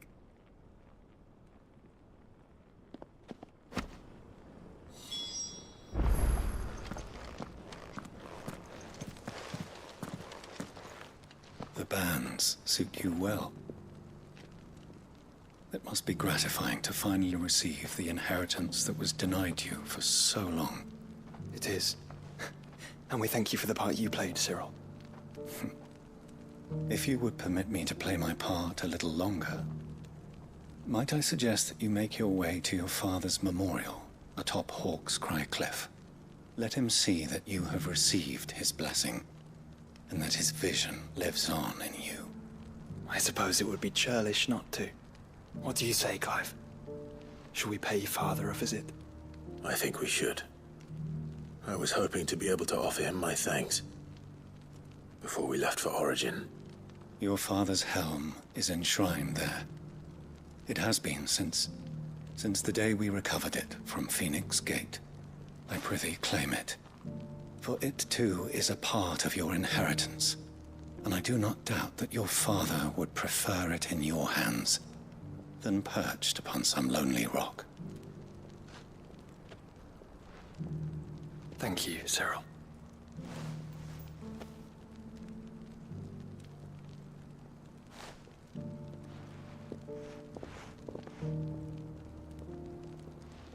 Come on, Clive. He's waiting.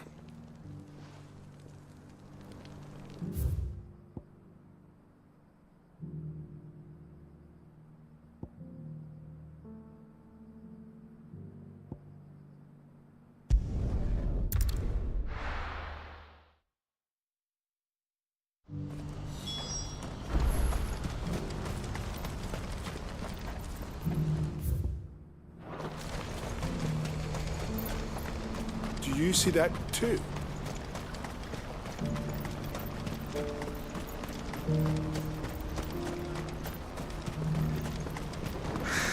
What is it? Oh, please. Stop. I'm scared. Nothing good's gonna come of this, I'm telling you. Just looking at it's enough to send a shiver down his spine.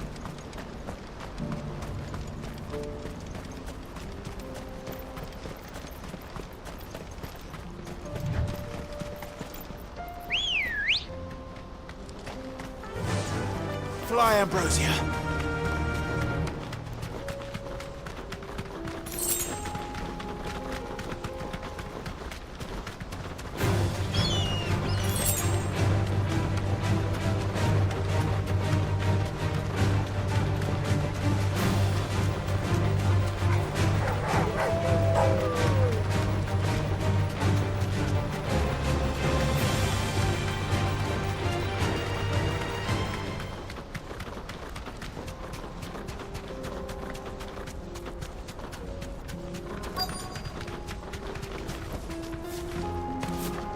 Can't be Rutherford, can it?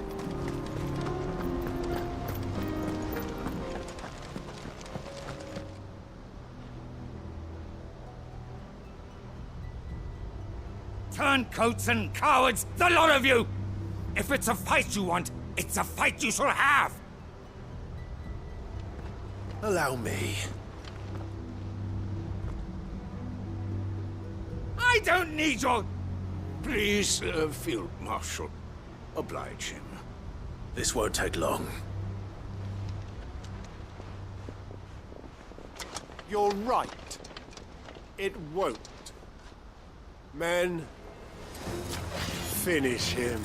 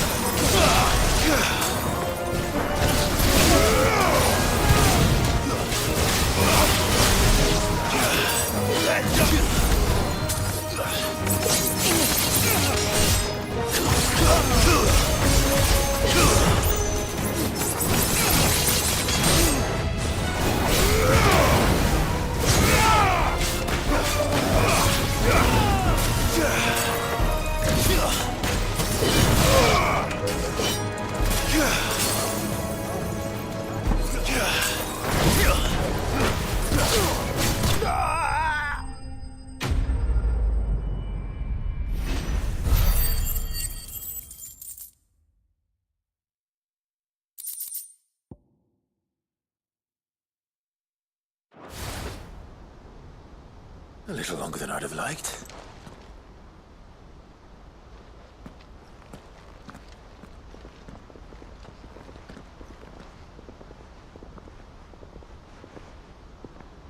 Field Marshal Havel, I presume. Are either of you injured? No, my lord. You arrived just as our escort turned on us. Fucking traitors. I'd heard reports of soldiers in the outlying regions abandoning the oaths they swore. But I hadn't thought the corruption had reached so close to the heart of the Republic. It's a fucking disgrace. Your interfering old bastard of an uncle tried to warn me, of course. My lord Marquis. Or is Sid the Outlaw more to your liking? Call me what you want. It doesn't change who I am, or the urgency of the message I bring. My uncle has a plan to right the realm, and he needs your help to see it through. Before I agree to anything, I'd have you answer one question. What do you stand to gain from all this? I won't deny that I might benefit from further chaos. But I seek a new beginning for all of us. And while the choices I've made may not always have been the right ones, I know I made them for the right reasons. For so long, so many of us have been told how we could live, how we could die, when it should have been our decision all along. Now we have a chance to put things right. But in order to take it, we must stand together. Even if it be beside those with whom we don't see eye to eye.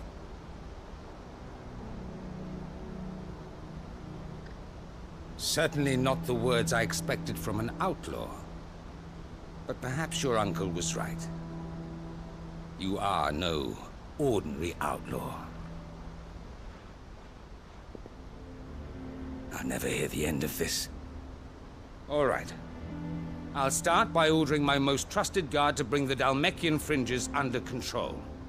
Next, I'll make contact with my counterparts in the Imperial Army and see if I can't convince them to try and restore order in their own territory.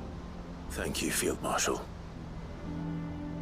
But they are not the only ones we will need to convince.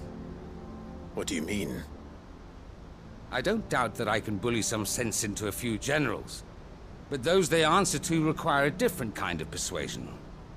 And when it comes to honeyed words, well, we will need an envoy. One who can court even the most stubborn of statesmen. You, perhaps. I'm flattered. But I'm no diplomat either. And I have other problems to attend to. What we need is a skilled arbitrator. And I may know just the person. Is that so? And would he happen to be an outlaw too? Of a different kind, perhaps. Well, beggars can't be choosers. I suppose we'll all have to find a little of the outlaw in ourselves if we're to make it through this. Very well. Send your man to me right away. I shall.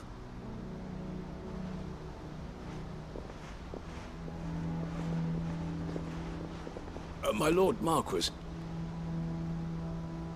your Lord Uncle bade me escort the Field Marshal to his manor in Port Isolde. And I will see that my associate joins you there. Very good, my lord.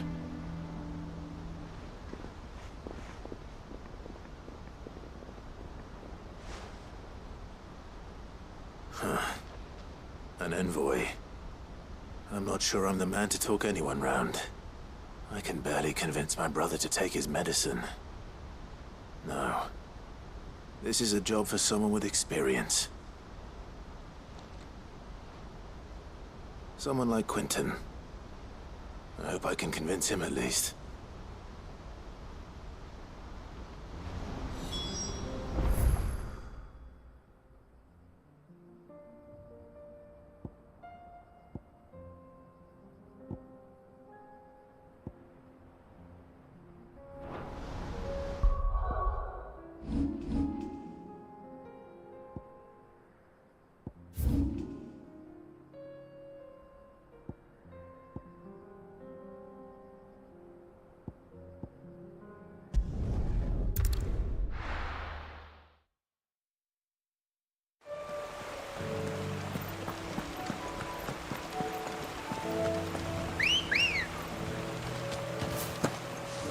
Ready, girl? Faster!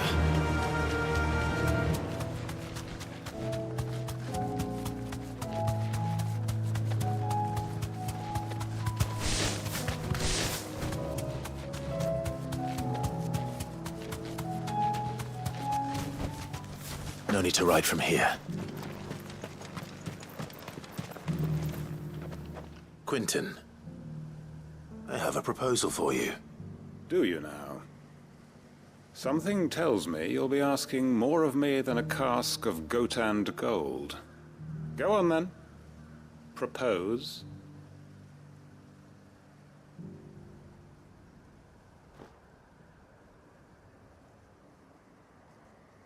You'd have me convince the chiefs and chamberlains of the realm that they should simply swallow their pride and do the one thing that has proved impossible for thousands of years. Was there anything else? Perhaps I can fetch you a meat pie as well. I know it's a lot to ask, but I can think of none better suited to the role. And you'd have me give up what little I have left to do it. I told you, Clive. The people of Lostwing are my family, and I cannot abandon them. You'll have to find someone else. I'm sorry to hear that. So am I. And why might that be? What he's asking. How's it any different to what you've done so far? They want you to speak for those who can't speak for themselves. That's what you do best. If it's the vineyard you're worried about, we'll see that the grapes are picked and the tons filled. You know we will. It's not that. Then what is it?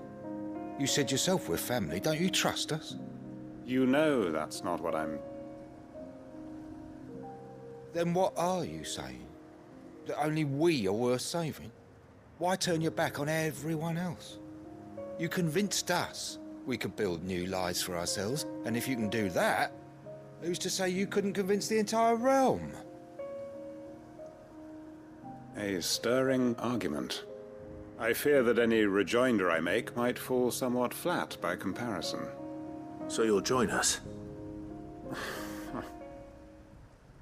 Where do you need me? Field Marshal Havel will want to speak with you in person. He's currently in Port Isolde. I can arrange for a party of Cursebreakers to accompany you there. That would be very much appreciated. I hear the roads are far from safe these days. Hopefully not for long. My uncle will want to know that his plan is taking shape.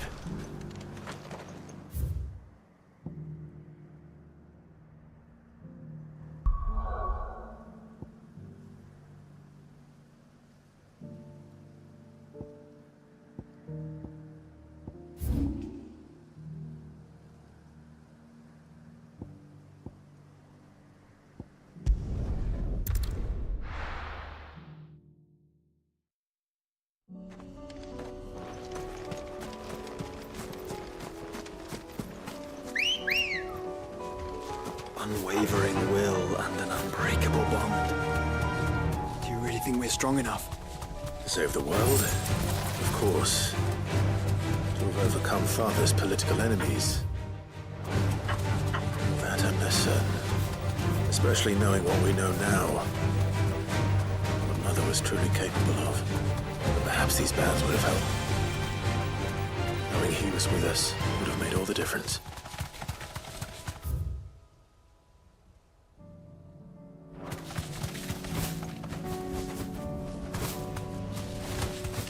It's just back there.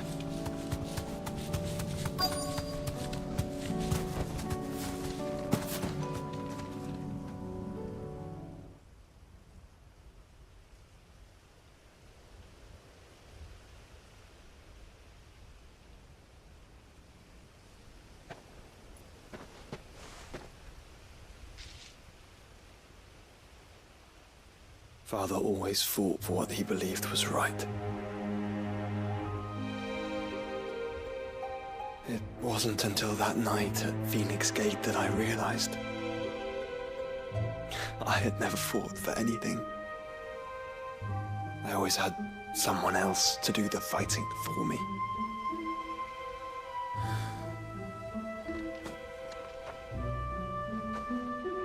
No matter how fate conspired against him, He never lost heart, never looked back, never stopped fighting. To me, he was the greatest of men. And I've been trying to live up to his ideals ever since.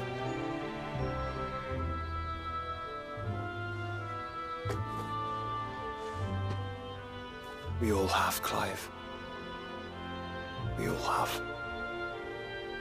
And we'll keep trying. Because that's what he would have wanted. What he would have done himself. Even if it meant standing against the very gods in the heavens. I shall be borrowing this, Father, if I may. That you might watch over us as we follow in your footsteps.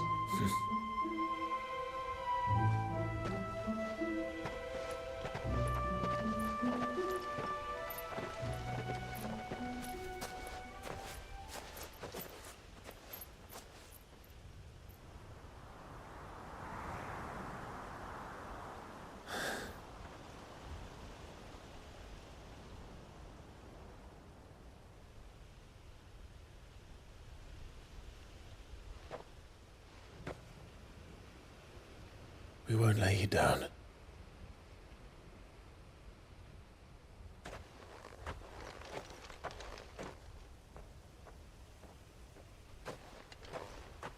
Onward then. Onward. To the end. And to a new beginning.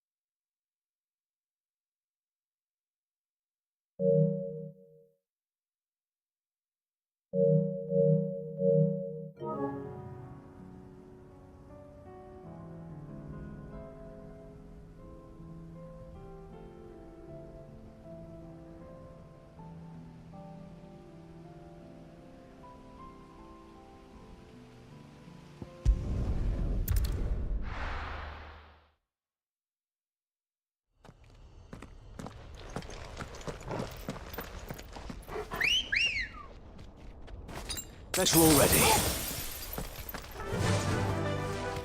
Fly, Ambrosia.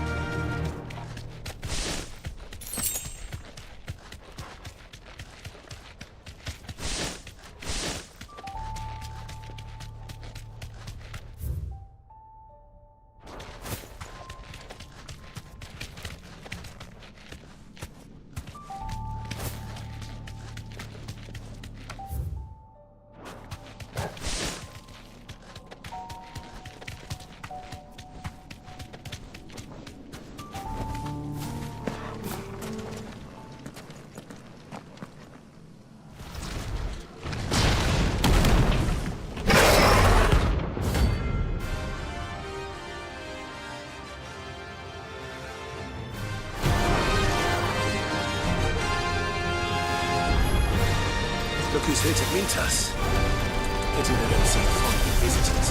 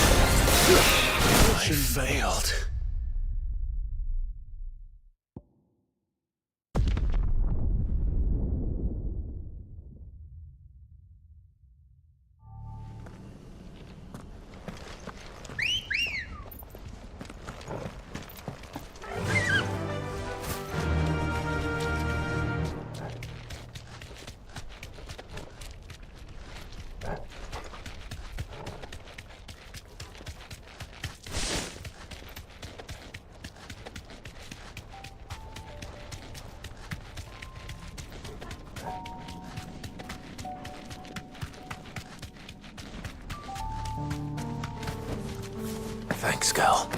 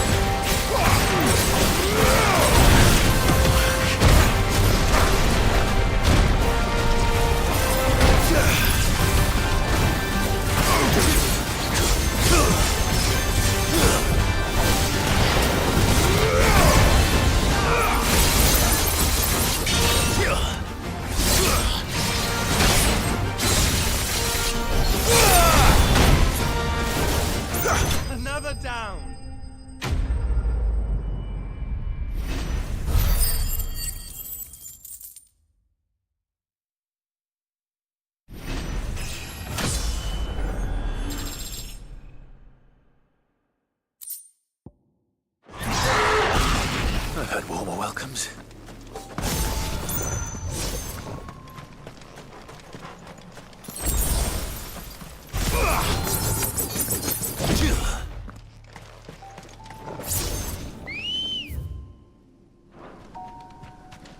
Ready, go?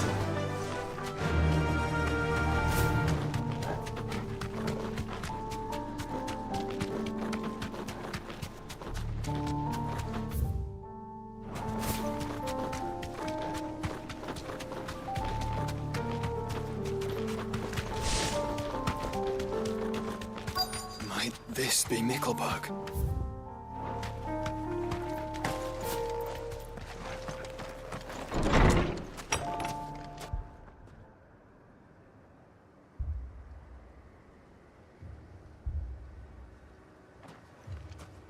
These people aren't turned.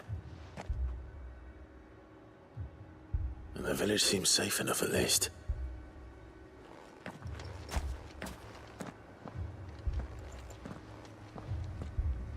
What is going on here? Ah. Did you too heed the call? Heed the call?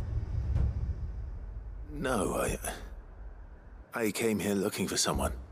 To be honest, I wasn't sure I'd find him here. Let alone all of you. Is that so? What are you doing here? Is this where you live? It is my home. The others, they heeded the call. You keep saying that. What do you mean? They came here to perform the rite, just as King Barnabas instructed. This village is their altar, where they shall cast their souls upon the gentle waters and give themselves to the Lord. Give themselves? Oh, Lord, cleanse us of our sins.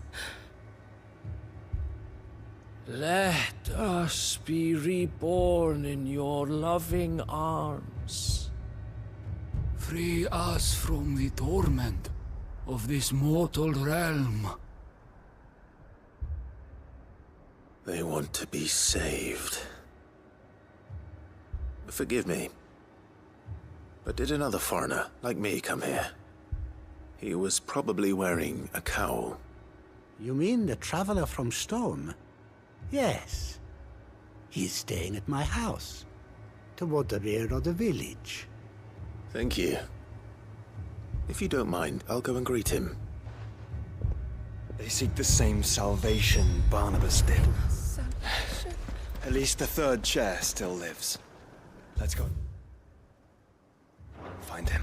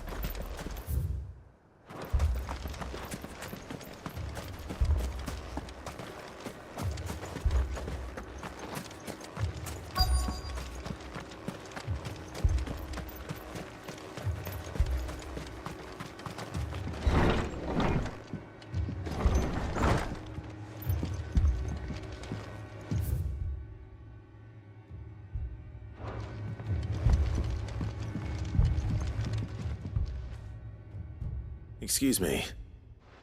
Are you with the Undying? I am. And so it would appear, are you? Lord Rosfield, if I am not mistaken. That's right. And you must be the third chair. I am. Cyril was worried for your safety. He sent me to find you. Then I must apologize. I did not mean to trouble the bearer of the burning quill. Much less you, my Lord Marquis. He said that you had failed to report. Is there a reason for that? I came here to study the followers of this new faith. But the more I learned of them, the more my own faith began to falter. You have seen them at their prayers, have you not?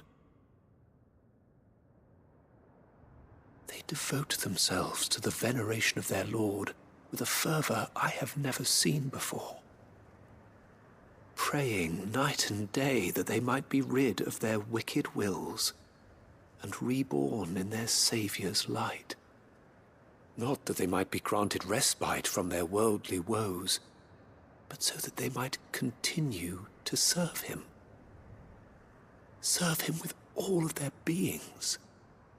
I, too, swore to devote my life to the service of my Lord and Master, but this... 'tis different. It is more. And so I would see it through to the end.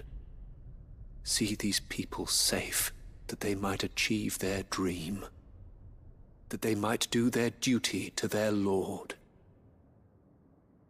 even if it should keep me from doing my duty to mine. You do understand what their dream is, don't you? I do, my lord. They would cast aside their wills and become Akashic. I know that it may be hard to believe, but to these people, that is the very essence of salvation. Forgive me, my lord, but I must remain here. If you are to return to Master Cyril, I would consider it a great... Did you hear that, my lord? Something is happening.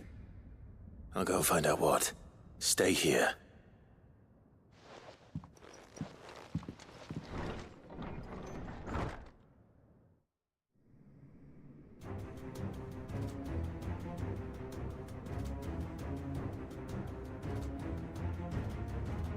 An ether flood.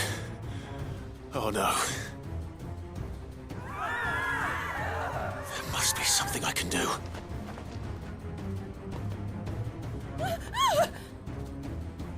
Echoes as well. Found her. Ready, brother? Ready. Let's go!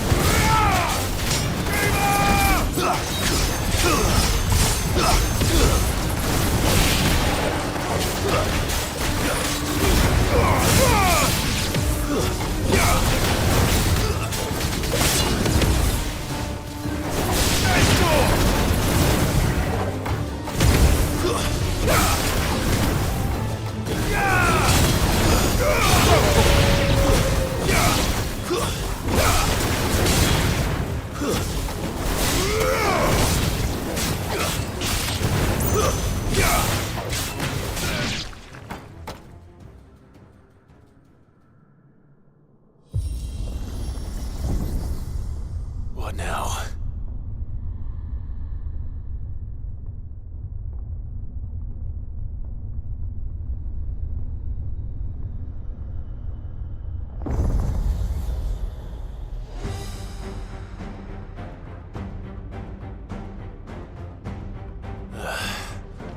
We meet again. I've killed your kind before.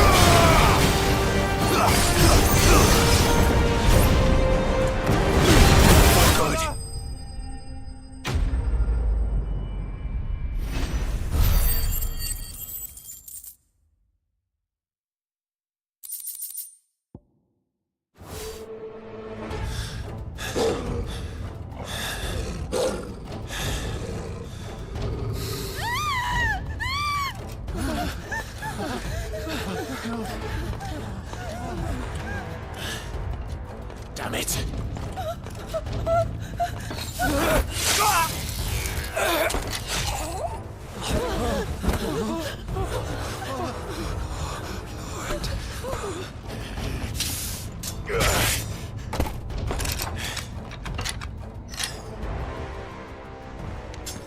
Don't you die.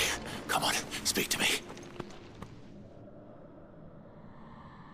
I had to save them, that they might have a chance to find true salvation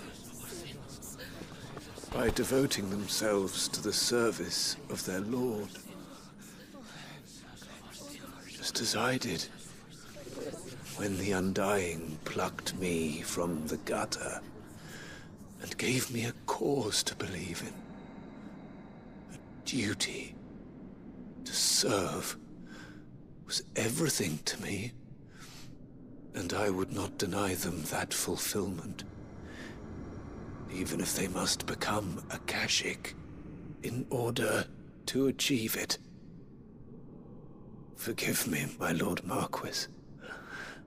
I did not mean to trouble you with this. My findings, could you deliver them to Master Cyril for me? Of course. Your duty will be done.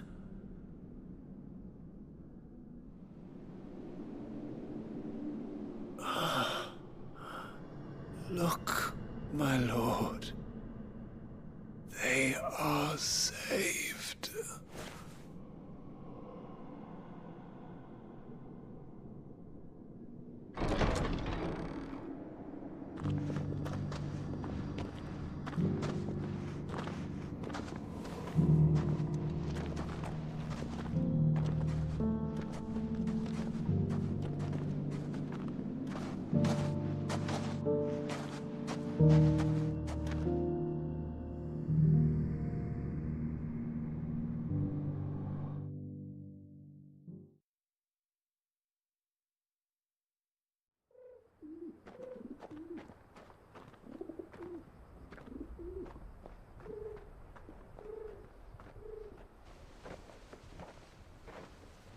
They are saved. Founder. I should get this report to Cyril.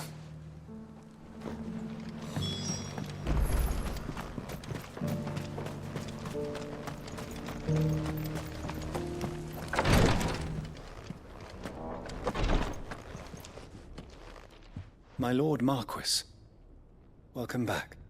I am glad to see you hale and whole. I met with your third chair, Cyril.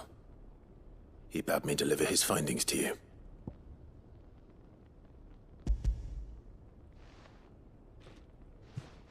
Thank you, my lord. He remained in Ash? He died protecting the villagers from an echo. I buried him in Mickelberg. I'm sorry that I couldn't save him. If you could not save him, no one could. The villagers, they were believers in this savior cult. They prayed to their god that they might be unburdened of their wills. Then an ether flood came, and their wish was granted. Your brother sacrificed himself that they might live, even knowing that that life was death by another name. Then he perished defending liberty. A hero's end. For the right to choose how one dies is no less sacred than the right to choose how one lives. Sid would agree. He wanted to build a world where people could die on their own terms. A noble ambition. To die for one's cause is the most perfect expression of one's faith. It matters not how misguided others might judge one's decision to be, only that the decision is one's own. We live according to the teachings of our order. We believe in them, we protect them, and yes, we die for them. For better or worse, that is our creed.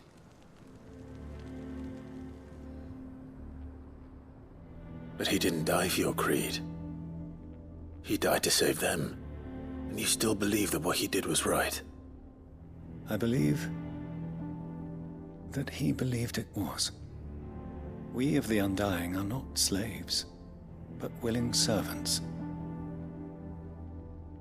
And this was his will, the ultimate expression of it. All right. I'd like to know this man's name, Cyril. To know the names of all the Undying who've fallen in the line of duty. They died serving my house. It's only right that I remember them. That is my duty. Of course. I shall fetch the Book of Martyrs at once. My lord, it has been, and shall ever be, the greatest honor of my life to serve House Rosfield. Though our duties may differ, yours is no less important. I pray with all my heart for your success. And were they here, I have no doubt but that every one of my fallen brothers and sisters would feel the same.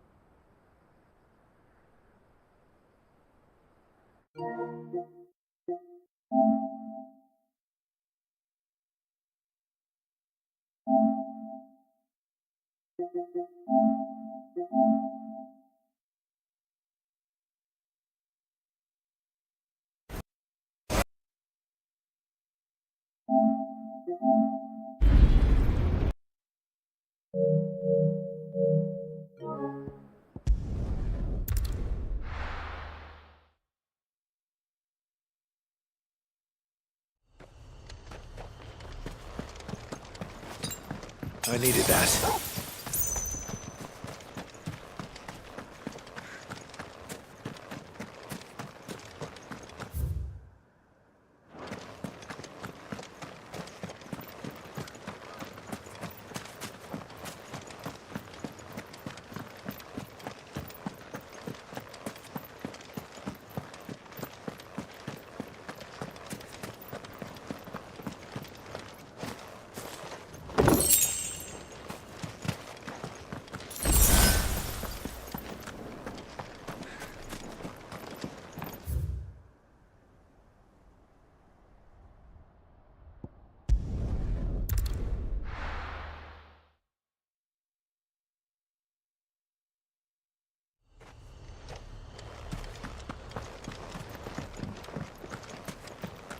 Ambrosia won't help me here.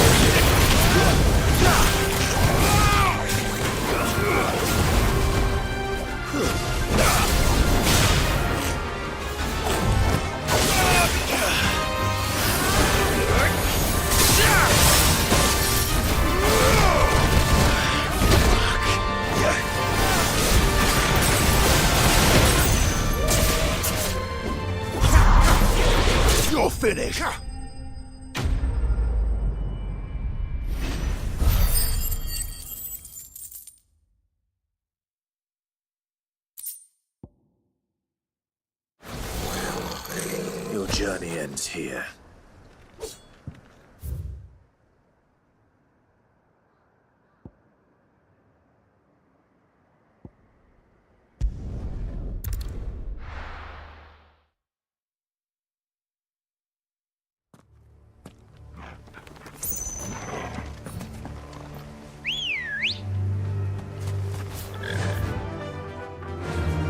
Faster! Ha!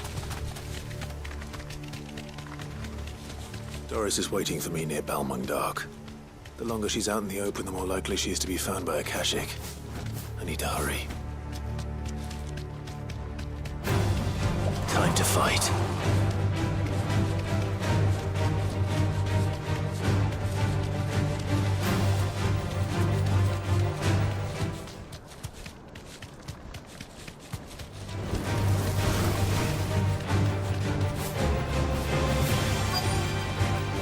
I can walk from here.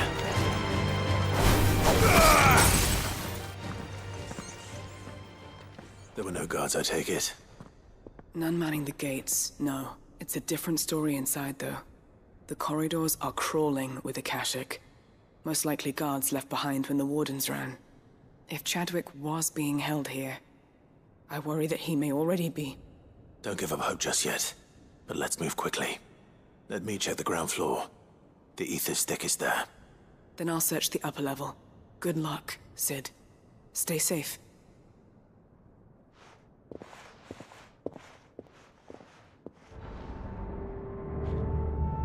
Just...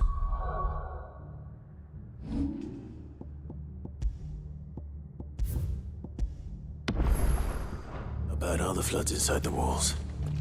Bad enough to turn a bearer. I hope not. We're risking a lot, just be...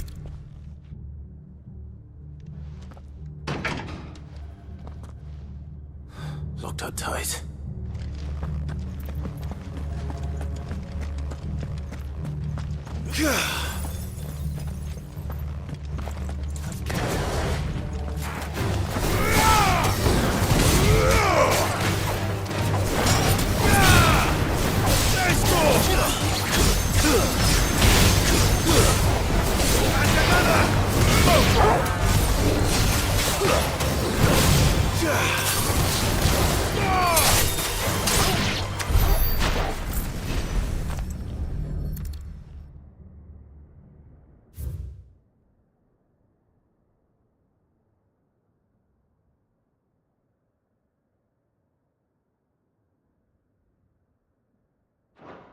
So this place was no ordinary prison. And I doubt they'll have taken the creature with them when they fled.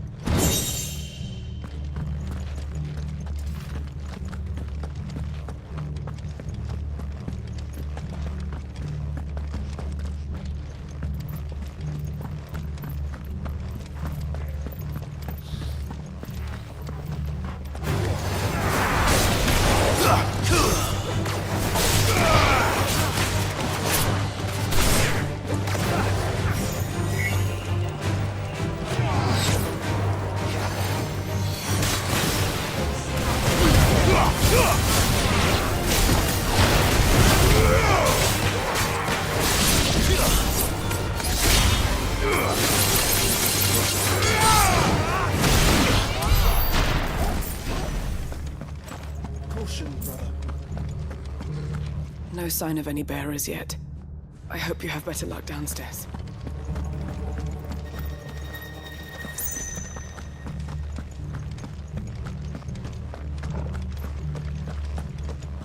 caution, brother.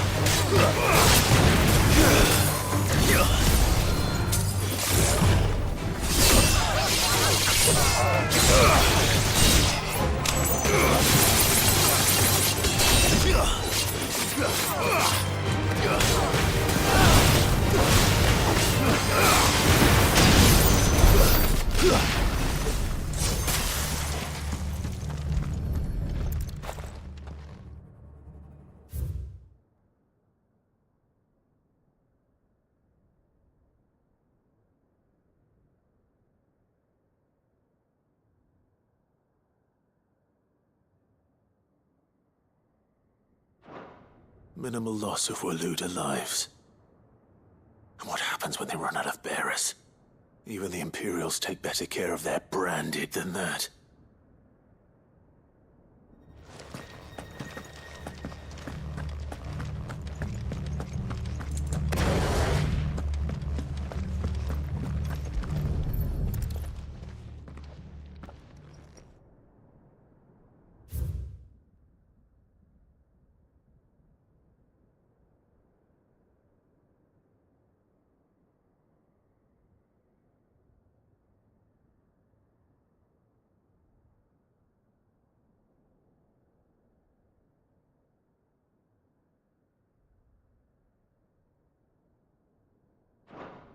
They were feeding bearers to it.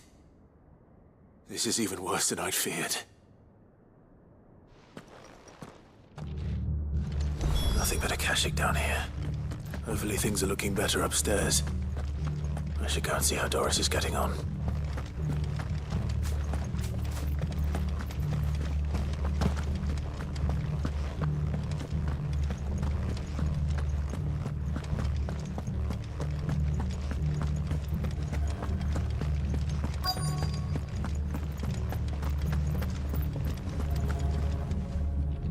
No lock downstairs. But I did find out that this place was more than just a prison. Something far more sinister was happening here. I know. I've been reading some of these documents and... it can't be true, can it? Bearers die every day in service of their masters, but this is so much worse. Pitting bearers against a wild beast armed with nothing but their wits? And all in order to bring about more death. And not just those who could fight, but the elderly, children even, and those who wouldn't or couldn't were disposed of. Whatever that means. I'm afraid it means they were fed to the monstrosity they kept here. Then we're too late. And I was a fool to bring you here. Don't say that. Did you find anything else? A key. But it doesn't fit any of the locks on this floor. Perhaps it will fit one of the doors downstairs. There's a corridor I haven't searched yet. Finish up here, then come and find me when you're ready. All right. I'll be there in a moment.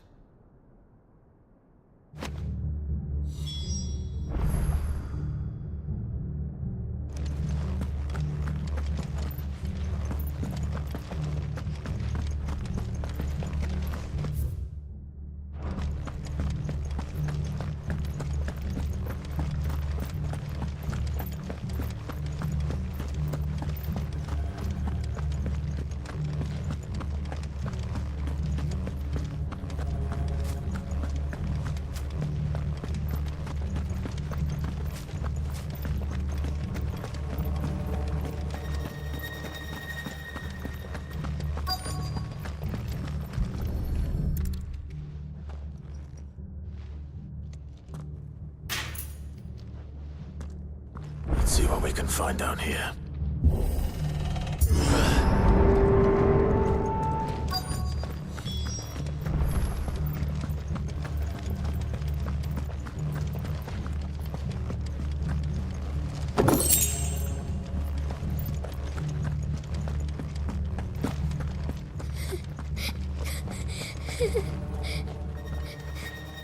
Survivor. And she sounds close.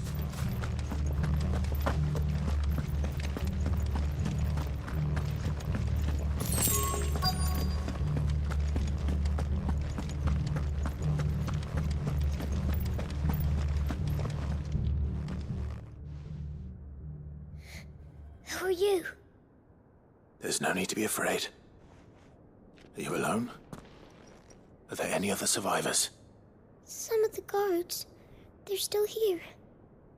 But something's wrong with them. Everyone else was eaten by the monster. Of course there were. Thank the Founder. It was worth our coming.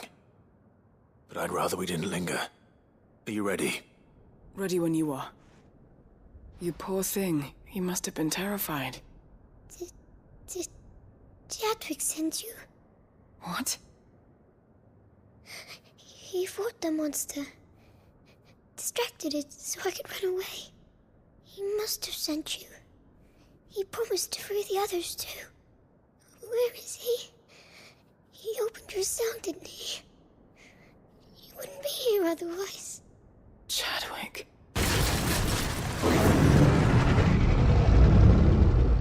Was that?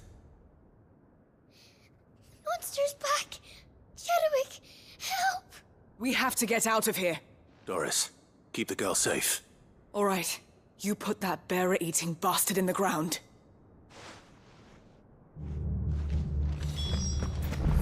It's out there waiting for me. I can't let it live. Not if it's got a taste for bearers.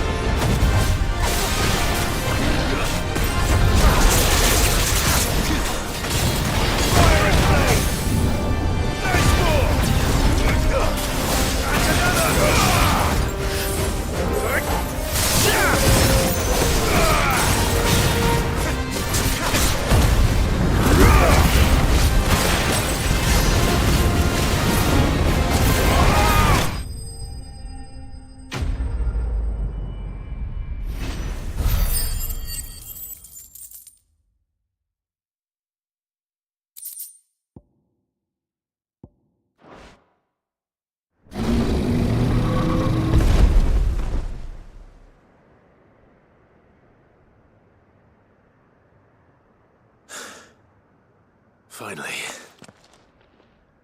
Sid, are you hurt? I'm fine. I think.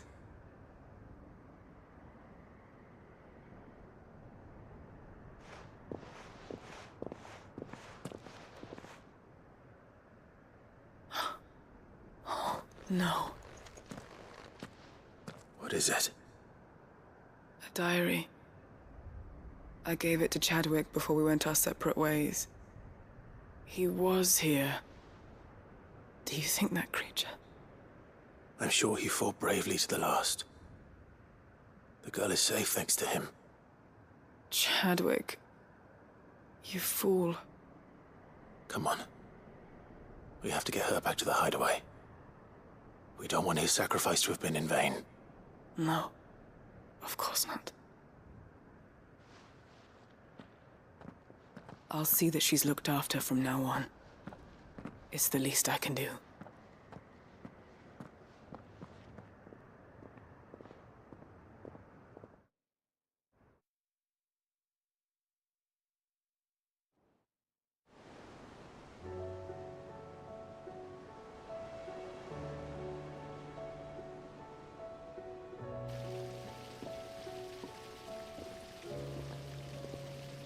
From what I hear, you've barely left the girl's side in days. I hope she's recovering from her ordeal. She is. Slowly but surely. She's far tougher than she looks. I thank the flames we found her. If we hadn't... I know. But we did. I'm sorry we weren't able to save Chadwick. There's no need to apologize. Without your help, I would never have found out what happened to him. How he fought to the bitter end to save her. To save Haida Marie. That's the man I remember. The man I thought of as a brother. I wish I could have met him. I'd like to hear more about your past. If you don't mind, that is. Of course. You already met my former master. She trained Chadwick and I to do two things. Kill and obey. We were supposed to be sold to the highest bidder when the time came. But no bid was ever high enough to convince her to part with us. For years, we were her daggers in the shadows. But we could never quite shake our doubts about the things she made us do. And then, one day, we just couldn't do them anymore. So we escaped. But staying together was out of the question. They would have found us too easily.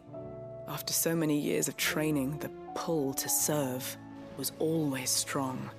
It scared me to think he might have taken another master, become a dagger in someone else's hand. But even in captivity, the battles he fought were his own. And he died not as someone's tool, but as a hero. Haida Marie is proof of that. Bearers can cast off their shackles. And the Cursebreakers will show them how. I'll fight until my dying breath to see it done. For Chadwick, and for all of us. Thank you, Doris. We'll be counting on you.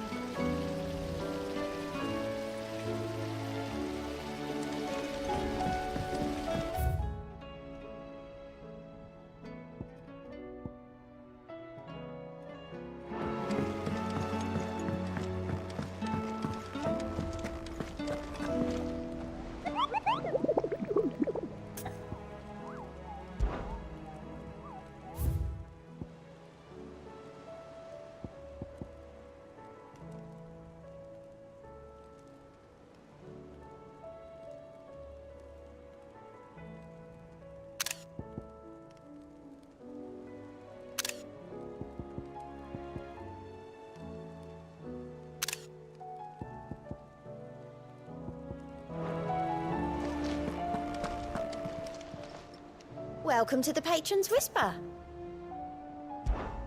Your benefactors are a generous lot.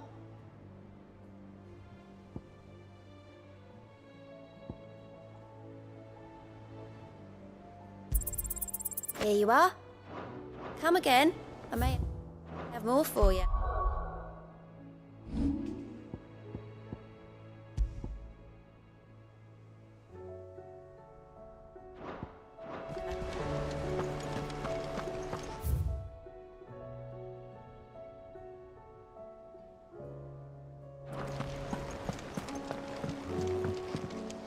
Back again? Harpocrates knows of the tome I seek. Whether what he has to say makes you happy to have agreed to help me is another matter. Till next you need me.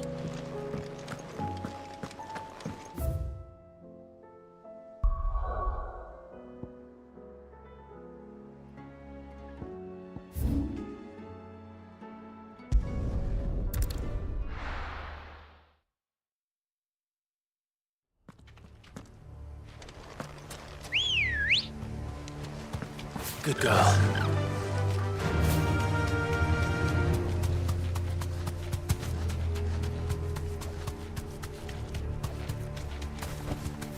You deserve a rest.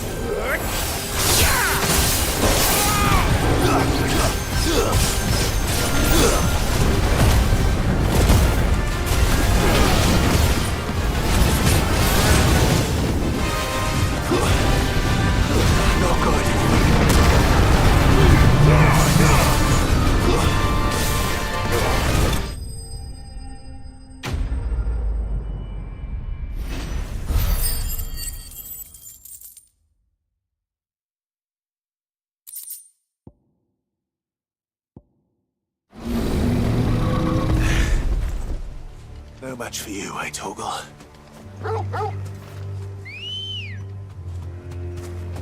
Let's go.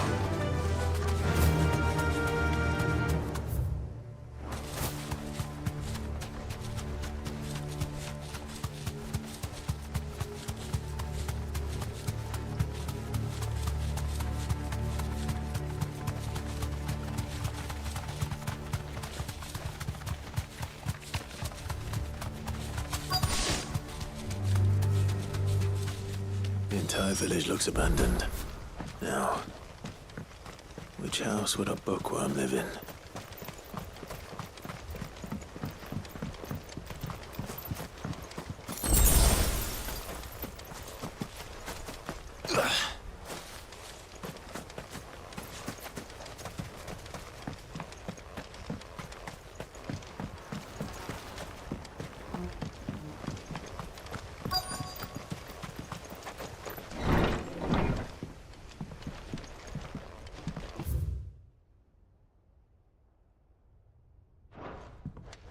This is a Royal Army logbook.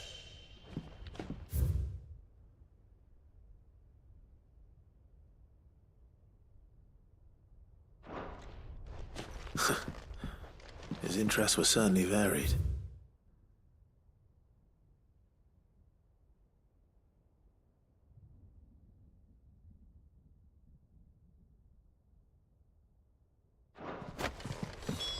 This is it.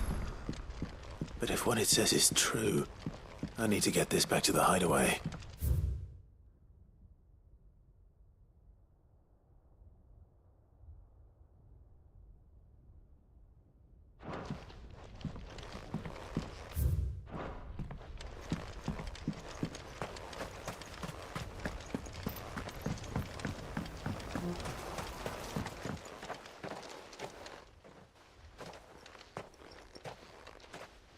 Leaving so soon, stranger?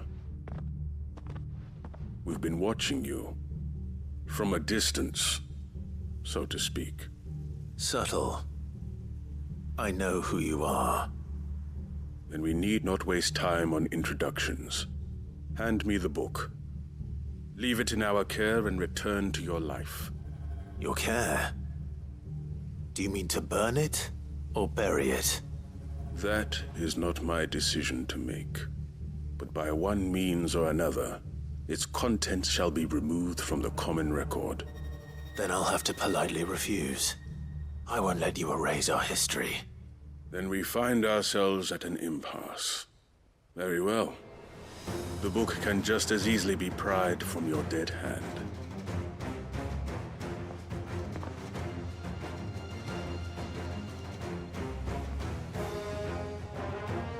Let's see, shall we?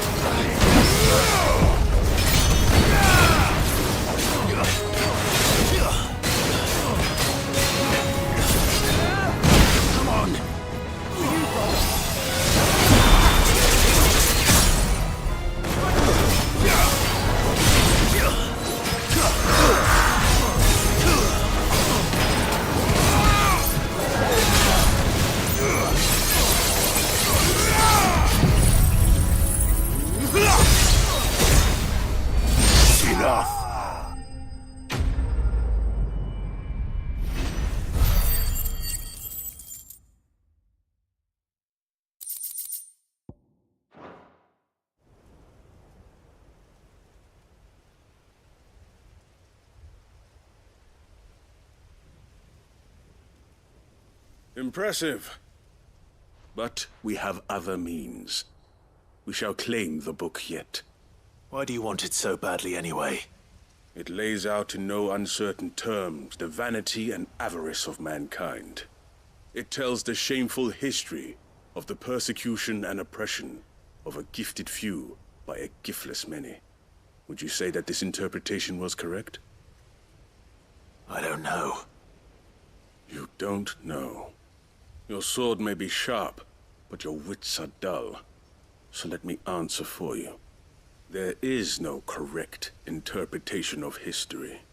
That a series of events took place may be proved beyond a doubt. But there can be no single, immutable explanation as to why they came to pass. It is a question of numbers and of belief.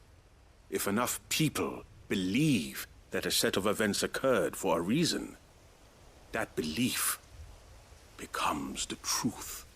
So you're trying to control the truth?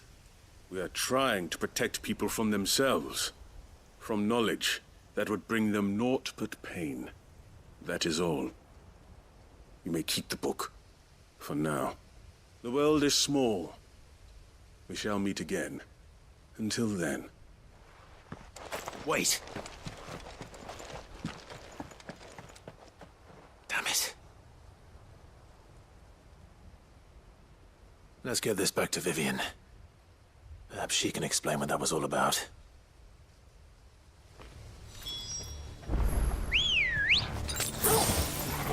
Let's go. Yeah!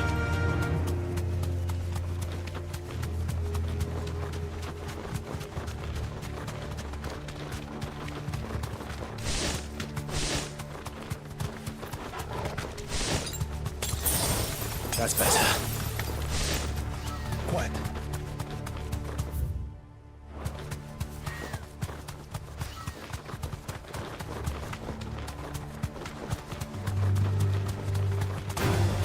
All right.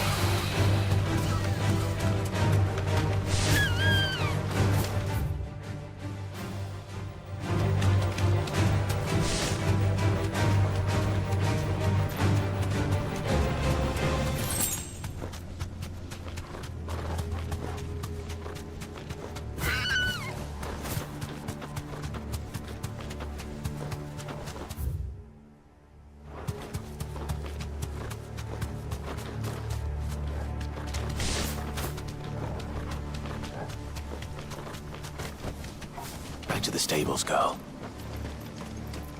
This must be the orphanage. Hopefully the registry is still here.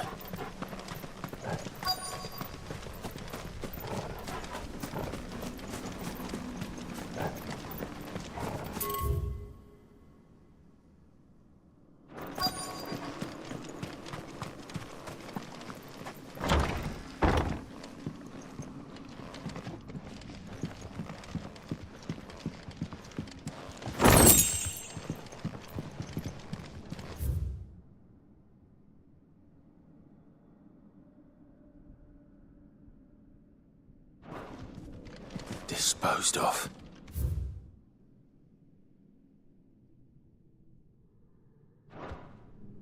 Conditioning. This is nothing short of torture. Herman wasn't exaggerating. It's a wonder he survived this place. I need to find the registry.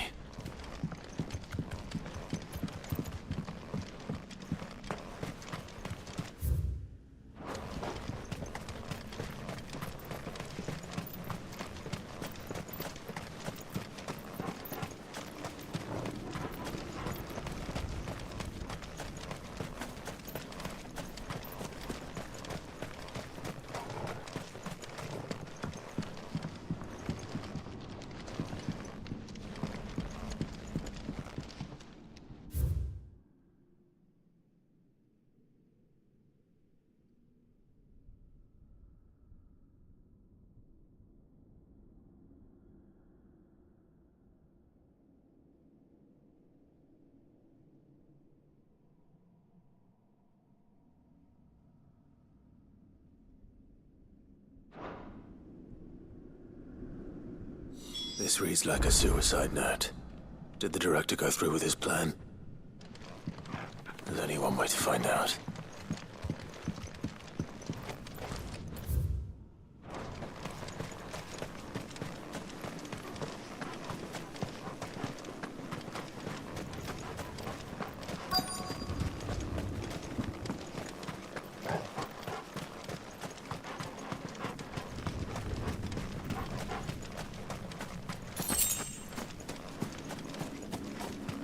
Forked white tree.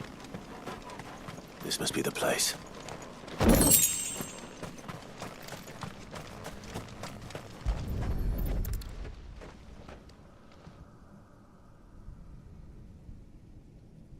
Could he really be buried here? There's something hidden among the roots. Let's see.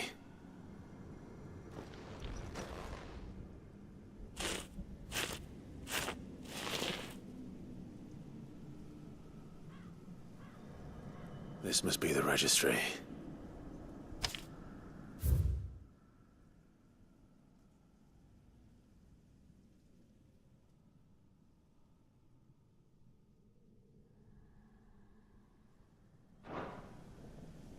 So many names. This place was a slaughterhouse. And where is the architect of all this misery?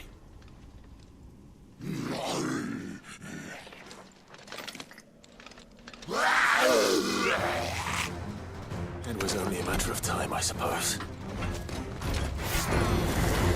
This place is cursed.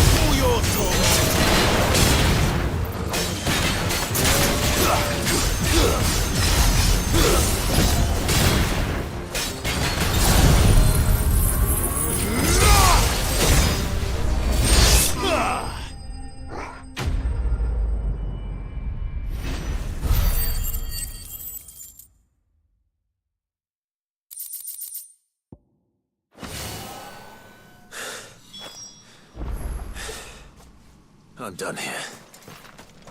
Let's get the registry back to Herman.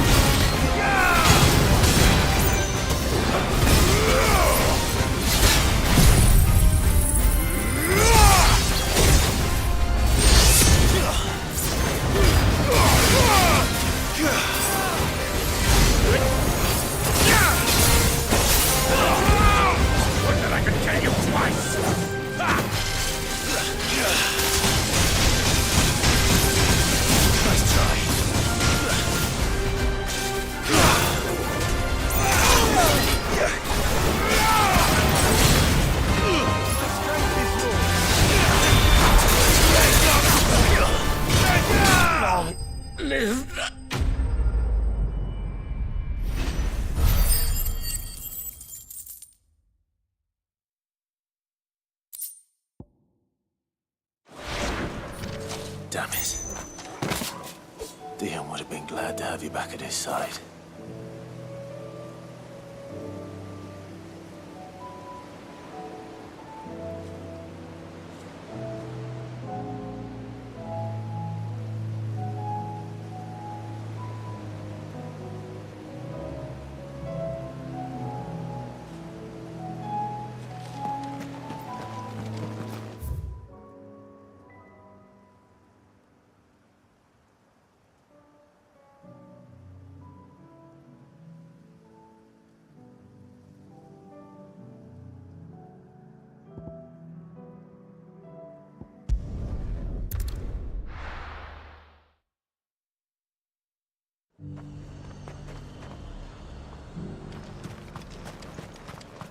And how might I help the garrison today?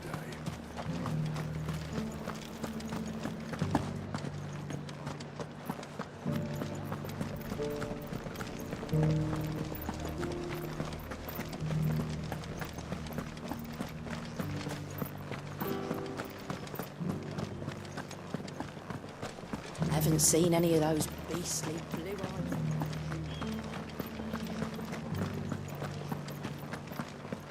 Do be careful.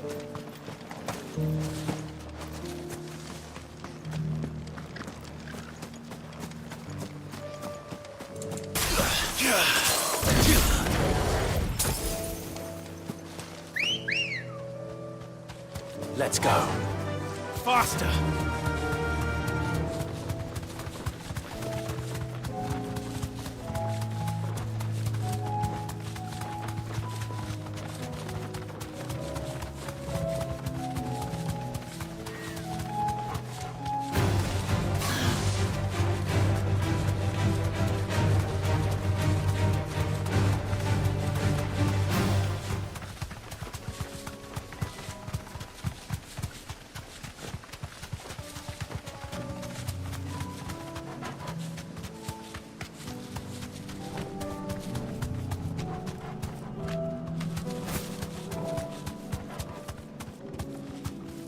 You deserve a rest.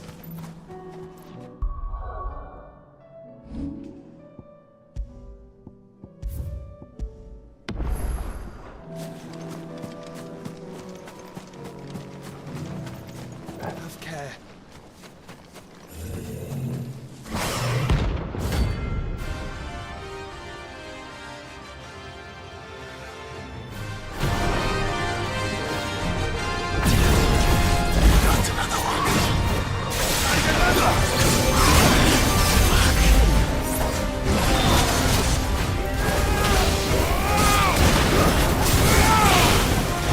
Forgive me. Brother, no!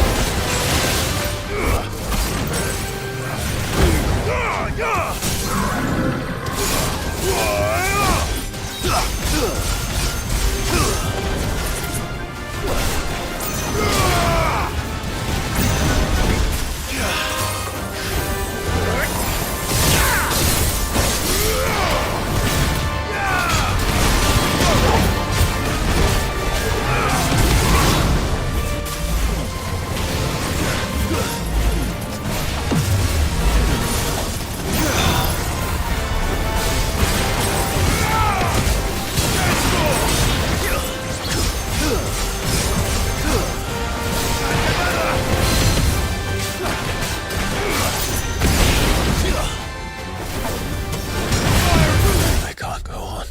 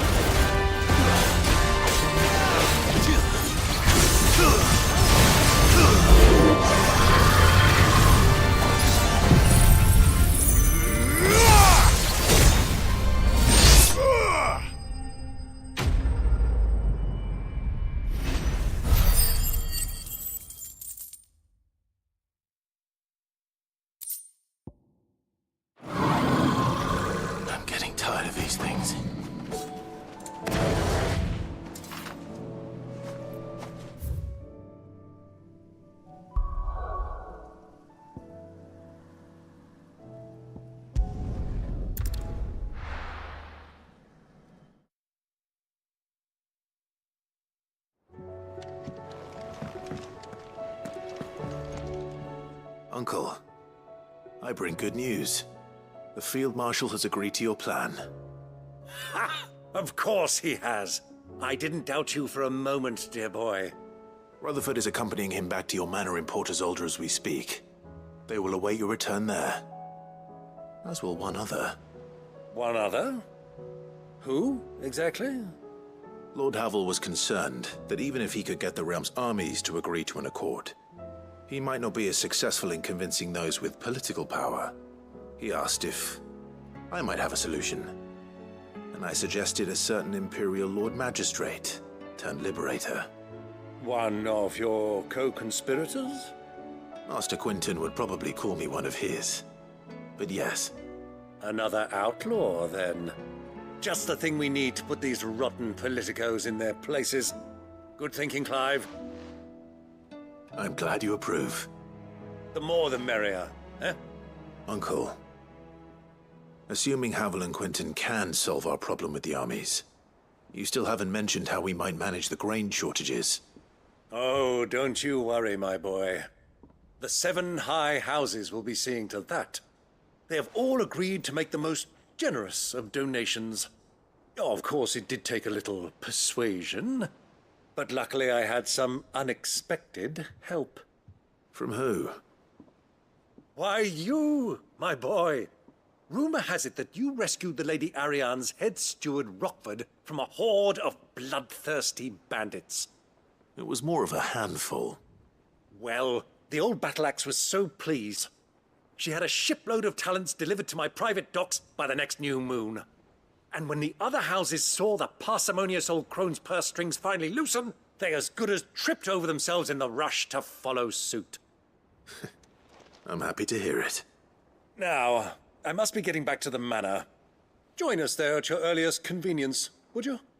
Of course, Uncle.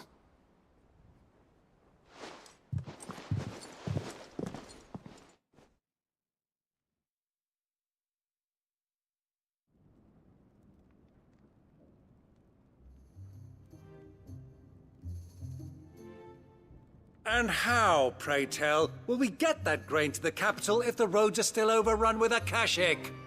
You'll find another bloody road. I only have so many men, and I'm not about to send them headlong into an ether flood. That is, unless you'd have them turn as well. Well, I'd certainly eat less. Says the man with a belly bigger than a band of curls. My soldiers actually need their rations. Without any food to keep them going, they'll be dead even before you've sent them on your fool's errand. If I may, gentlemen, perhaps I might suggest an alternative approach. Though supply routes are indeed disrupted, there is no shortage of ships. Indeed, they bob away in every bay from here to Randalar, awaiting a safe haven. Allow them to make port and fill their bellies full of grain.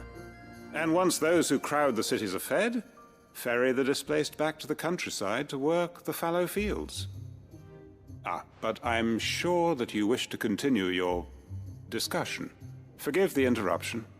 2 such firm friends as yourselves need no help from the likes of me. Rutherford spoke fondly of the great bond between you. Us? Friends? I can't stand the man! Clive, I'm beginning to question the quality of the company you keep. And what kind of company were you expecting him to keep? The man's a criminal! Criminal? How dare you? You are not fit to breathe the same air as this fine, upstanding young gentleman. Upstanding? He calls himself Sid the Bloody Outlaw! Once more onto the breach.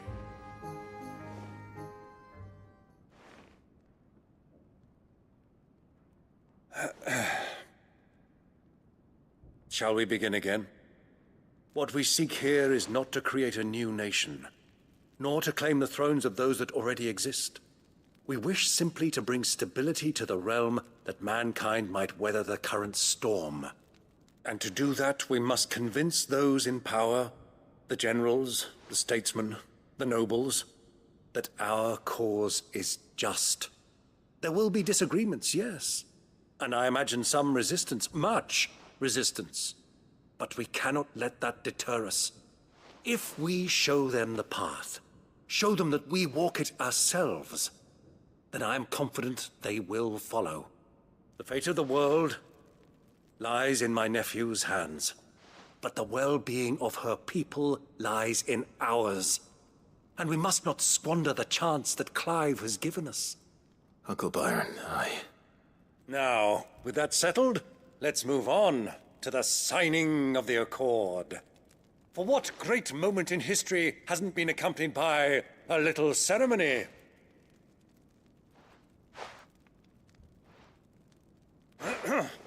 Citizens of Valisthea, I present to you the Triunity.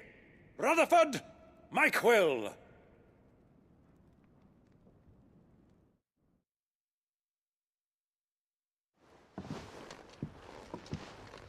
Well, my boy, the stage is set. That it is.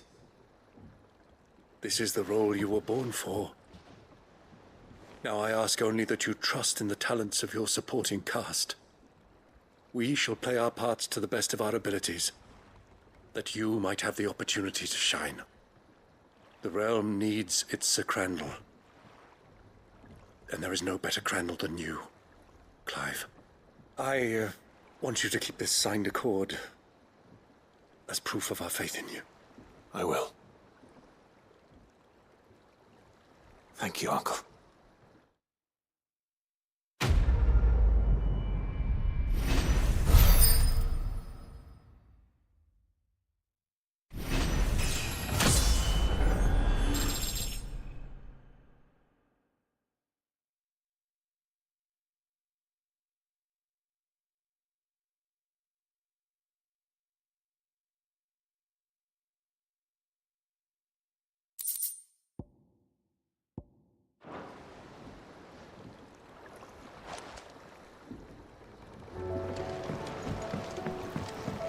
What do you think that thing is?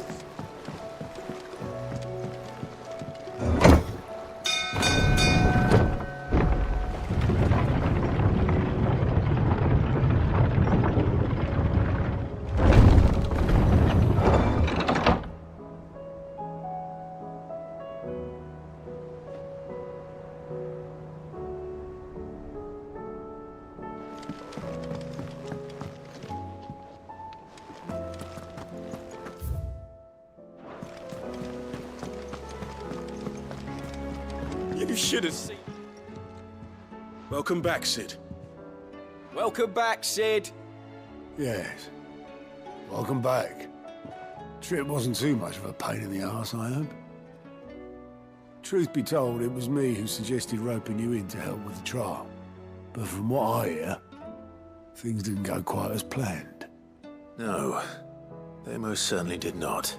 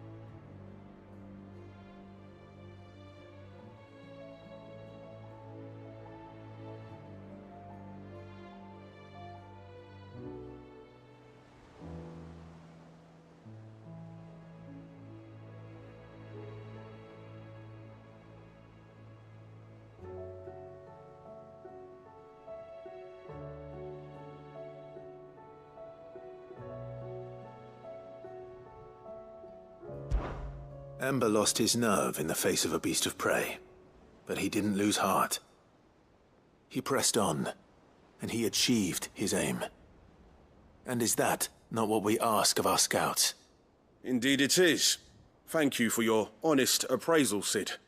The fact remains, however, that Ember will not always have a battle-hardened warrior on hand to pluck him from the jaws of peril. All I have gleaned from this trial is that without someone watching his back, Ember is little more than a liability. Wait, Sergeant. Ember still has much to learn, it's true. And this time he was found wanting. But I'd say he's due a second chance, nonetheless. After all, you did do as you asked. With a bit of hard work, any hand can be made to hold a blade, and any mind can conquer its fears. But a scout's nose is different. You've either got one, or you ain't. And by sniffing out that log, young Ember here has shown he has a conch and a half. Wouldn't do to waste it now, would it? Fine. One more chance. I'll do whatever you ask. I'll spend my days and nights in the pit if I have to. I'll show you. Just you wait. Daft as a brush, that one. But his heart's in the right place. Just like someone else we know. And if you ask me, we've been leaning on him for far too long. About time the Cursebreakers took some of the weight off his shoulders, I reckon. It couldn't hurt. Just don't tell Gav I said so, will you? I won't have him thinking he's been hard done by. Next thing you know, he'll be asking for a day off. Chance would be a fine thing. Back to work. Forgive me, Sid. This did not play out as I expected. Things rarely do these days. But that's why we need men like Ember more than ever. Men who can make the best out of a bad situation. Remember that. I will, Sid. Thank you.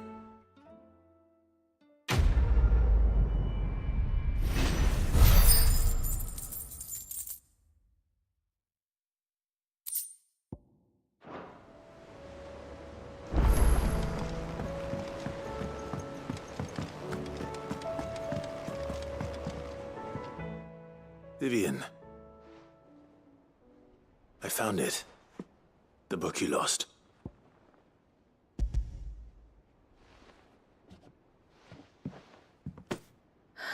You found it. Thank you, Clive.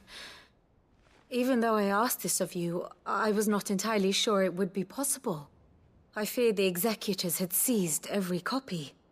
I met with one of these executors, and I convinced him to let me keep it. He told me something. That the truth is just a matter of collective belief. And that if enough people believe a lie, that lie becomes the truth. It does. But it also means that the truth is not immutable. That it can be changed.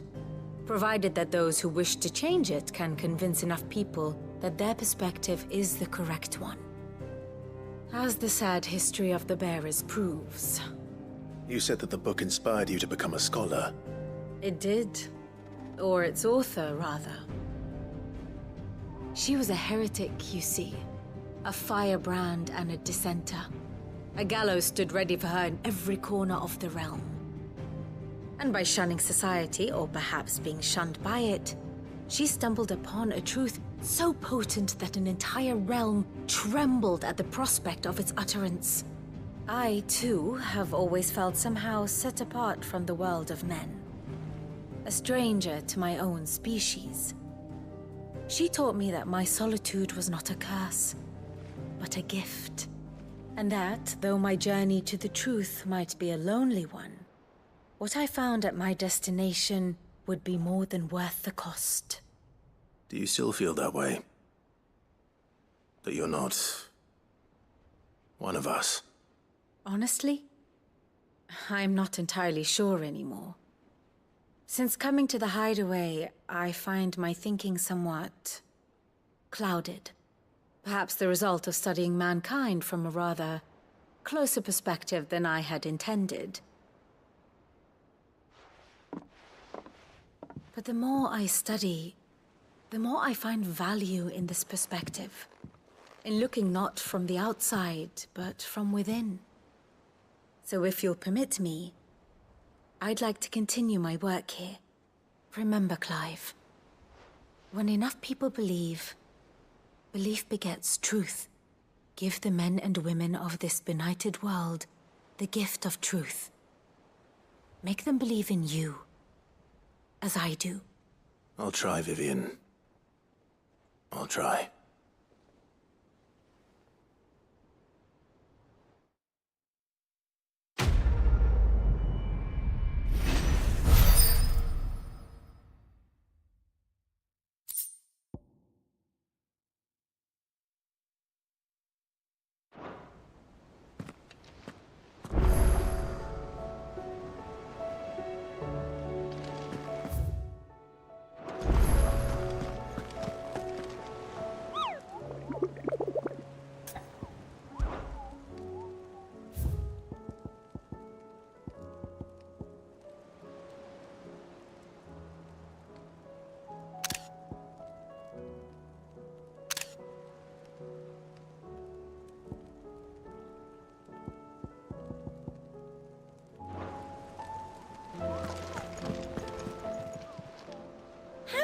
help you today, Clive?